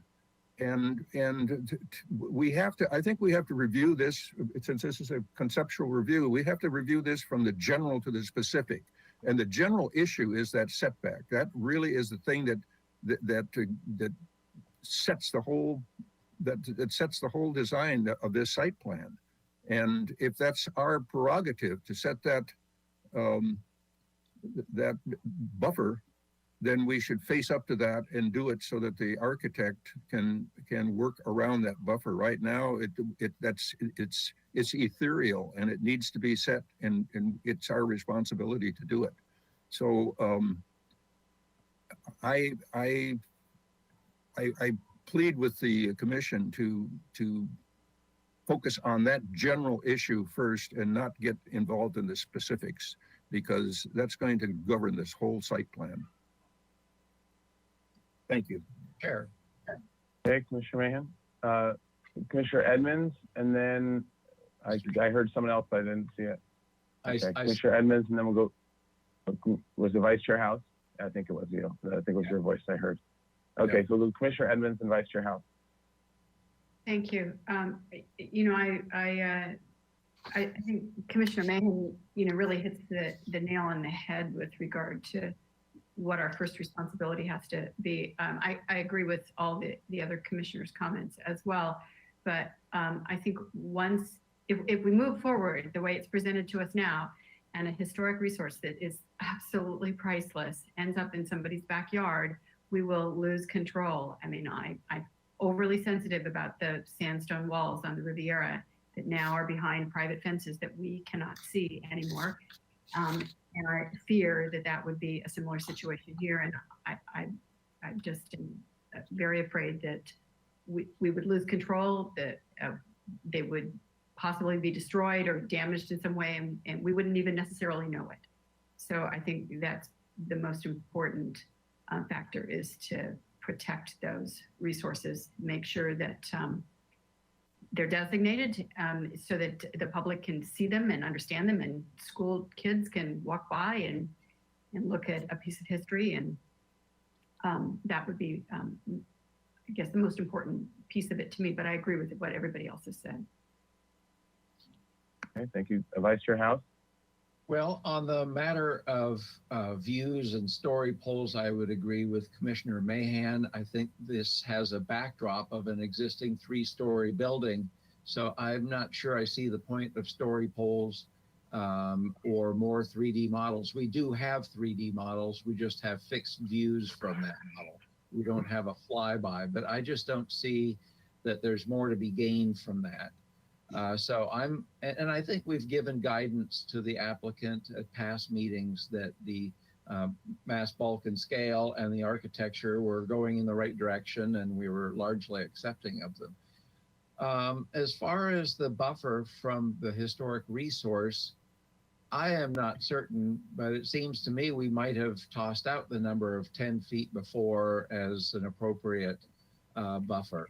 But good points are raised, and I'm thinking that there must be somebody that has established some best practices for an appropriate buffer from a historic resource. So maybe there's some research that could be done on that. I mean, if it were 15 feet, does that really make a difference? If it were 20 feet, does that make a difference? Or deed restriction, or preservation easement? I mean, there's all sorts of different ways this could be approached, but I think we're just kind of grabbing at straws. And I think there must be somebody who has delved into this before that could help us make an informed decision instead of something just arbitrary. Are we commenting on the architecture as well at this point? Yeah, it's the whole design. So. Okay. The only comment I have on the architecture is I'm uncomfortable with not having garage doors on garage 103, especially once I realized that those are also stacked parking. And while it's not visible from the street, a view into those garage spaces, just, architecture is all elevations of it. And I think that to see the hardware of parking lifts inside there with no doors is very unfortunate. Likewise, whatever lighting emanates from those garages, presumably being a residential development, the lights won't be on all night, but I'm just concerned about that. It needs some more thought and sensitivity. Those are my comments. Okay. Since there was a bit of a question there, I'll go to, because I think I know where they were going to go with it. But post Hazeltine, did you want to add any additional information to the buffer numbers question from Commissioner House of if there is a resource or others that have delved into this more that could be add some guidance to this? We could look at some research, some previous cases where they've, had a similar situation to this. That's. Yeah, we certainly can look into that. Look into that. Okay. See what solutions that they've arrived at. Yeah. I don't think there's anything here. Yeah. There's nothing in Santa Barbara. Yeah. It's really comparable. Yeah, sounds good. Okay, thank you, Commissioner Gordon. I just, in talking about the architecture and overall design, I want to say that the architecture looks very strong to me. When I look at the elevations and the plans, I have no criticisms of that. And I like the general idea of developing in the middle of these huge blocks we have in Santa Barbara. It seems to me the critical issue is that setback. It affects the whole site plan, whatever setback from the historic resources. And if that setback changes, it seems to me, in given the present site configuration, that will have major repercussions. So I like the architecture, but I don't know how to proceed with approving the overall project until we know that critical variable, because I think it will ripple through other parts of the whole site plan. All right. Commissioner Lendick. Yes, thank you. I must admit, I have not walked around this back parking lot to look for the stones. And I intend to do that. I think all of us should go back there and look to see what we can see or not see. There isn't, to the best of what I read and have seen in photographs and such, there is not a standing wall there. And while the Presidio is, has done wonders with reconstructing what was there in the, the 1800s, we may never see a wall here. We may never see a wall here. And do we compromise on a setback from something that is buried in the ground versus losing maybe a couple of residential units? I don't know. But I think we've got to be aware of what we're asking, and I intend to go by and look and hope I'll be a little smarter before I have to make a decision. But right now we don't have the information, I think, to determine whether or not we can ask them for a greater setback than the 10-foot they've shown. Mr. Chair? Okay. Commissioner Mahan. Yeah, can we, I mean, we're going to continue this. It's a conceptual thing. Can we ask Nicole to research these buffers and give us a report on what she learns? Yes, thank you. Ms. Hernandez? Yes, thank you. I think it's more appropriate to have the consultant research them. It is more of an archaeological concern, but I would be happy to consult with them. Good. Okay. I think we need to direct Nicole and the consultants to work together and come back to us with what information they can learn. That's very important to us. Okay. Thank you. Okay. Thank you. And I'm assuming that that'll be by consultants that's both Post Hazeltine and Mr. Stone, because one's a question of archaeological buffers and sensitivities, and one's a question of historic structures, setbacks and sensitivities. Is that correct? Commissioner Grumbine, I'll say it's correct. Yeah, Mr. Stone. And yes, thank you. And I understood from some members of the commission sensitivity regarding potential Chumash concerns. And I have excellent relationships with the Barbarania Band of Chumash Indians. I actually spoke to one during our hearing. That's why I disappeared. And I can certainly include my consultations with those people who are most likely to have descended from those people who, as Mike and Wally, assisted in building this wall, and we could have that information for you as well. Okay, because that's good, because that was one of the other things that I was going to bring up as well, was wanting to have input from that side of things. So perfect. I read your mind. I read your mind. Good, yeah, you did it like half an hour ago, and when you walked off camera. So great, thank you. And then if that can be coordinated with Ms. Hernandez as well, is what I'm also hearing. All right, so back to the commission for additional comments, Commissioner Edmonds, and then Commissioner Uli.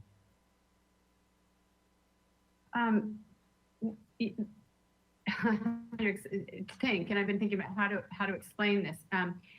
When I walk down numerous streets in Barcelona, you'll be walking along, and then over maybe to your right or your left, all of a sudden, instead of walking on the cement tiles, you look over and you've got like plexiglass, for example, that you can look down underground at Roman ruins, or that you can see them along the sides of the street, with the huge buildings.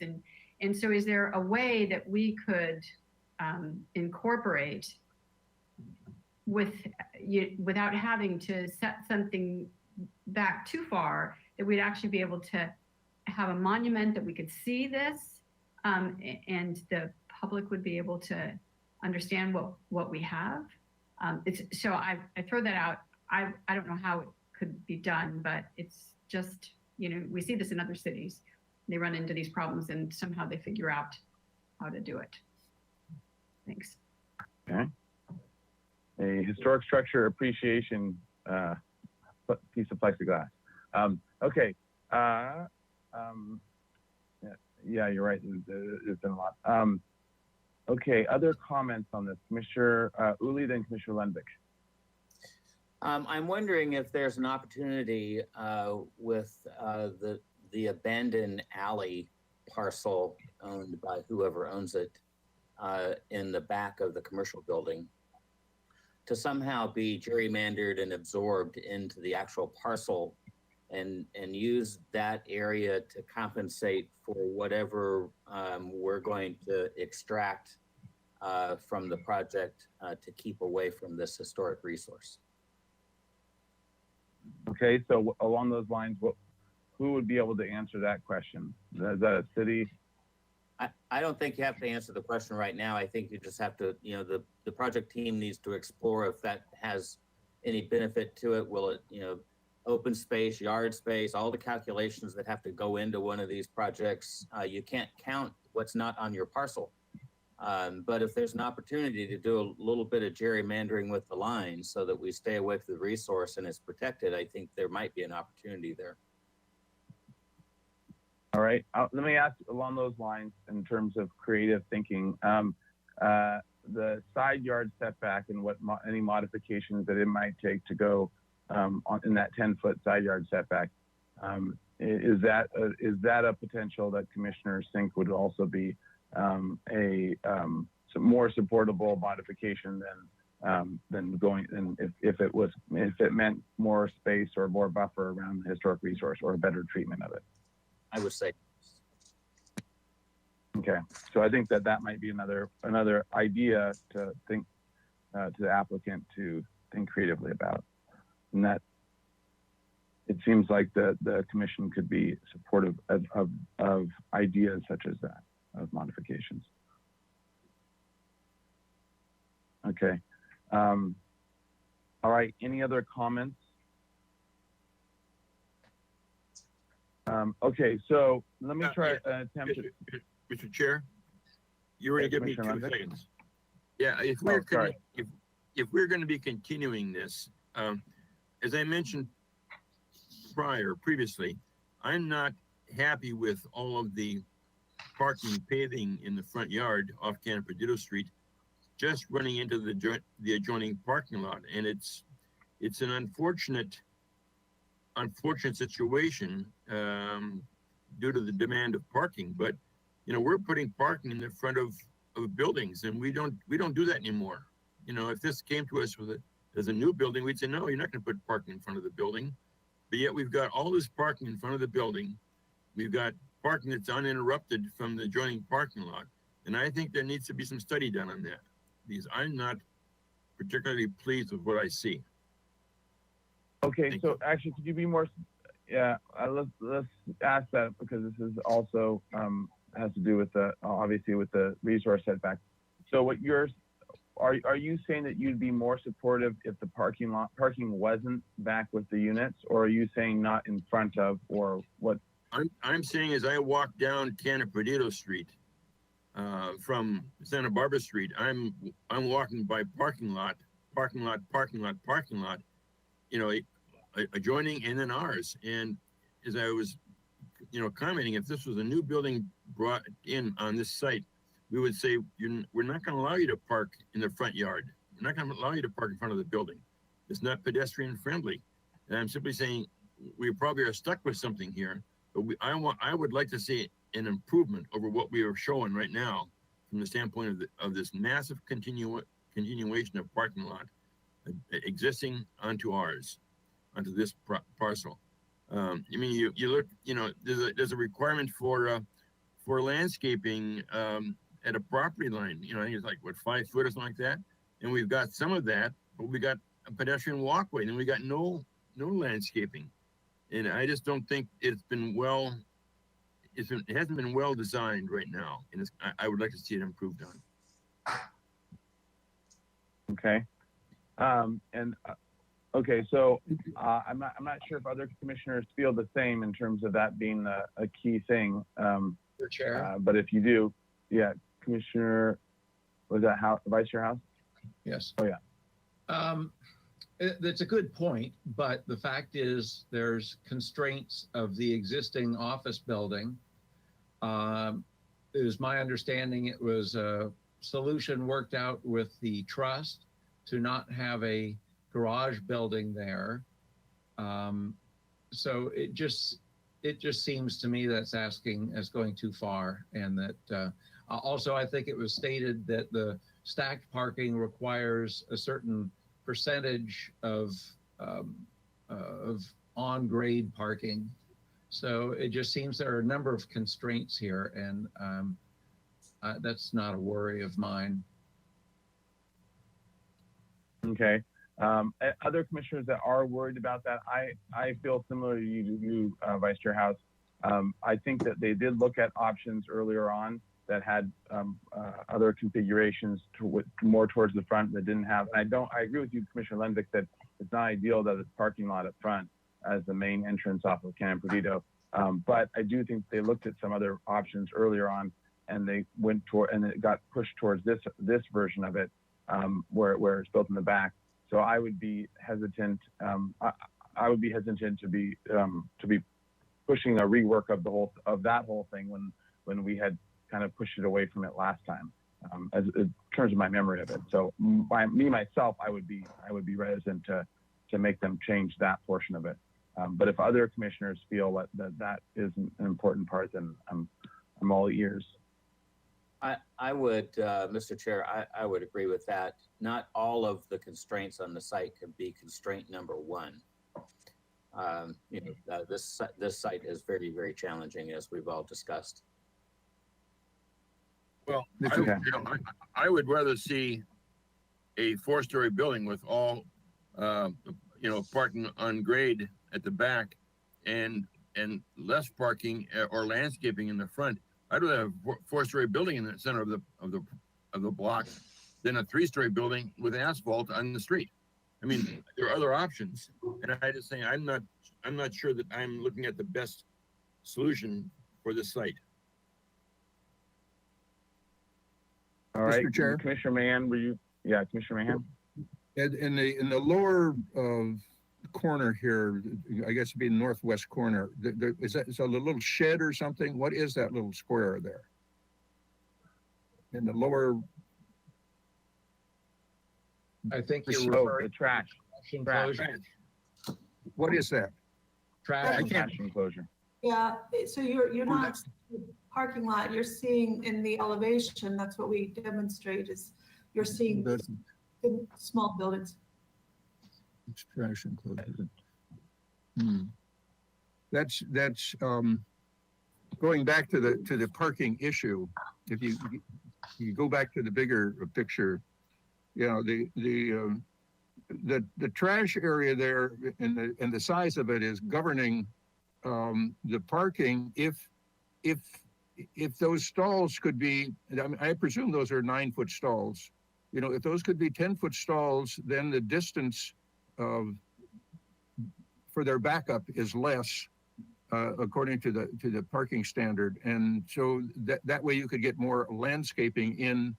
There might be some flexibility in designing the parking lot, as Mr. Lenvik suggests, but I think that to some degree, the trash area is driving it. If it was turned to 90 degrees and so that it's narrower, you could make those stalls wider, and then you need less backup aisle. And so I would ask the architect to study that. There might be some flexibility there. Thank you. Okay. All right. Any other comments? Okay, let me try to summarize what we have so far, and then we can go from there. Okay, and I'll try to summarize comments that in general there seemed a pretty good consensus on, and then I'll also try to note ones that might have been concerns of certain commissioners or some commissioners. Okay, so to begin with, in general, very complimentary on the design of the structures themselves, and we continue to be impressed by the beauty of their design. And with the following additional comments and concerns. First and foremost among them is the treatment and relationship to the Presidio wall in the bottom, and I guess we should call it out. So it would be southeast corner. Southwest corner. And regarding that, so we would like further study by both the applicant's consultants, as well in conjunction with the city historian, to look at other ways in which other buffers have buffer setbacks have been treated for similar historic resources. So that was one piece.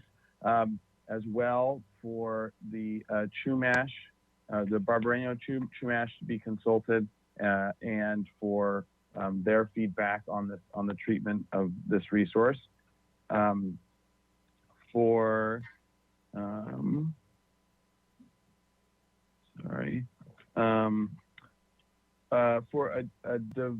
a dimension for the applicant to get at least an approximate dimension of the red line noted on the original National Registry, the red line buffer setback from the Presidio wall that's noted on the 1970s document of the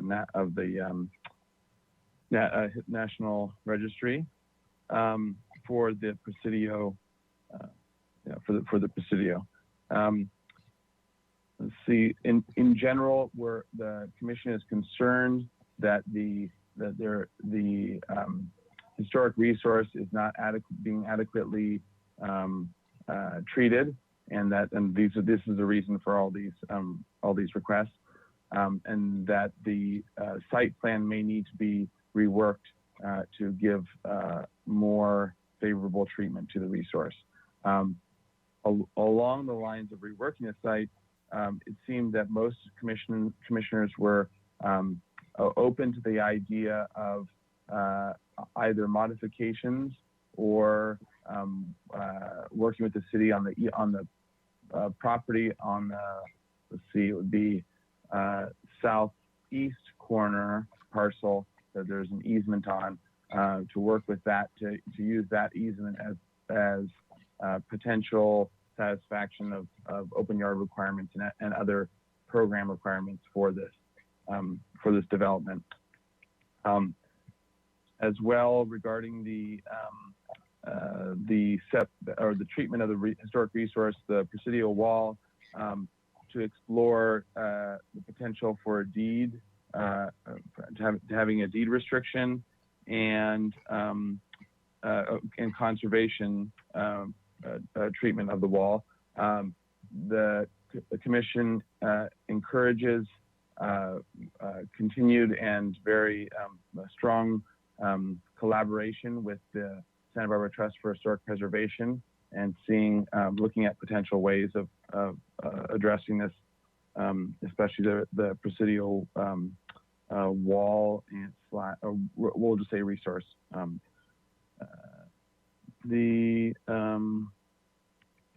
see what else. Some commissioners would like a restudy of the parking lot on Canon Perdido and the potential for both increased landscape and looking at reorganizing the trash enclosure or other means of having less hardscape and as well the patterning of the hardscape to also to look at that as a potential way of breaking it up. And some commissioners as well would feel that looking at considering that the site shifts that are being asked in the historic resource corner, that the site in general be looked at to see if there's another configuration. This was from some commissioners felt that would be important to restudy the general site layout, and the fact that they're having parking off of a garage and open parking lot off of Canon Perdido is not the ideal scenario to have the parking towards the front. Let's see, did I miss any main ones? I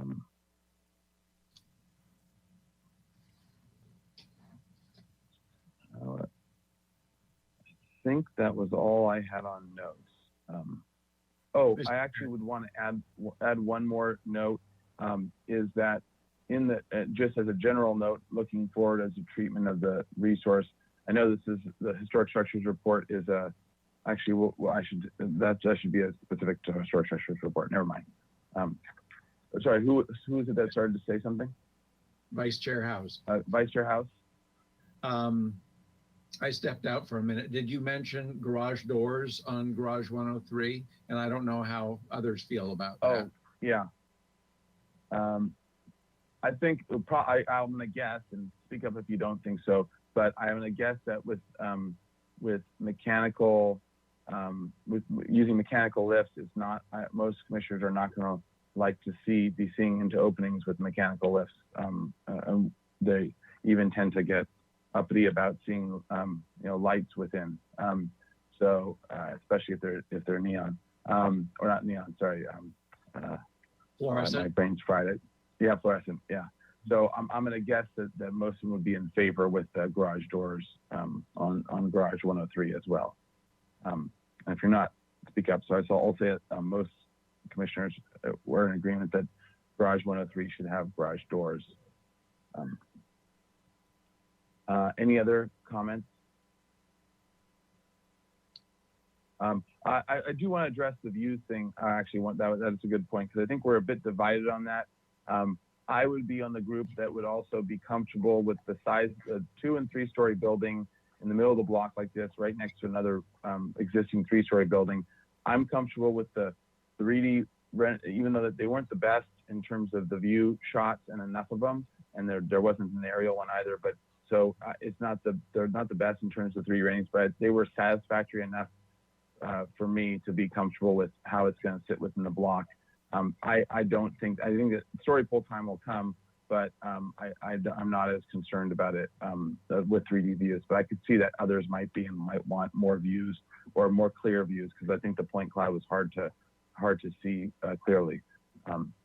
So I'd be open to, I'll say at least some commissioners would like additional 3D views and 3D aerial views.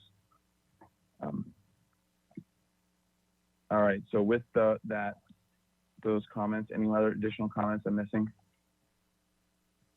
Mr. Chair, with those comments. This is for the project stuff. Mr. Chair, with those comments, I'll make a motion for continuance of item A. Second. The indefinite. Definite continuance, second by Commissioner Uli. Under discussion, any discussion? Okay, let's do a roll call vote.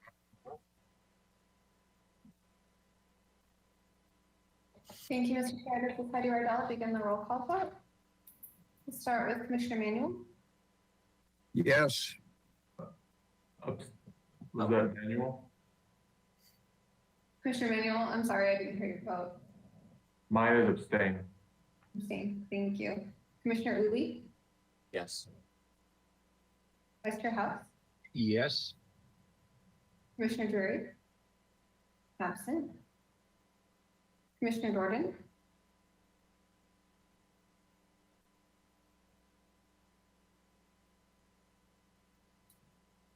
Commissioner Jordan, are you there? Commissioner Jordan, I've sent you an unmute request. Let's come back to him. all right. Commissioner Evans, Yes. Commissioner Lundbeck, Yes. Commissioner Mahan, Yes. Chair Grumbine, Yes. and last call for Commissioner Jordan, or I will mark him absent for the time being. Ms. Riddell, it appears that Commissioner Gordon is indeed absent. All right. Motion passes. Thank you so much. Okay, thank you. All right, so let's go to item B, which is the historic structures report. So it seems fairly obvious that we're going to want to continue this one as well. I had some notes to add anyways, and there might be some more as things get fleshed out, obviously. But the one note I did want to add, or at least put out there and see what other commissioners thought, was the protection during construction, no matter what happens with other things, I think needs to be an actual real fence of some sort, of actual protection of that area, just to make sure that things don't back into resources or other things. And I think that there was the report said signs, or there was some. It was a little bit less. It was less than an actual fence blocking off and protecting. And so I would want that at least that up during construction, and obviously whatever the actual final design or layout for the area will be to come. But I want to just make sure that that was at least thrown in there right now. If anyone else feels otherwise. I would agree, and I'd make a motion that we continue this matter indefinitely. I'll second that. All right. Any other comments that want to be noted at this time for the historian's report? Okay. And I would say all in all, a very good report and very thorough. Well, I guess I would ask the other piece that gets added to it is a little more information on, depending on what happens with the wall and that, even though, unless there's a real serious problem with not being able to put it onto their reports, it seems like if it's a structure, especially above ground, that it can be photographed, because so many every other structure above ground gets photographed. So.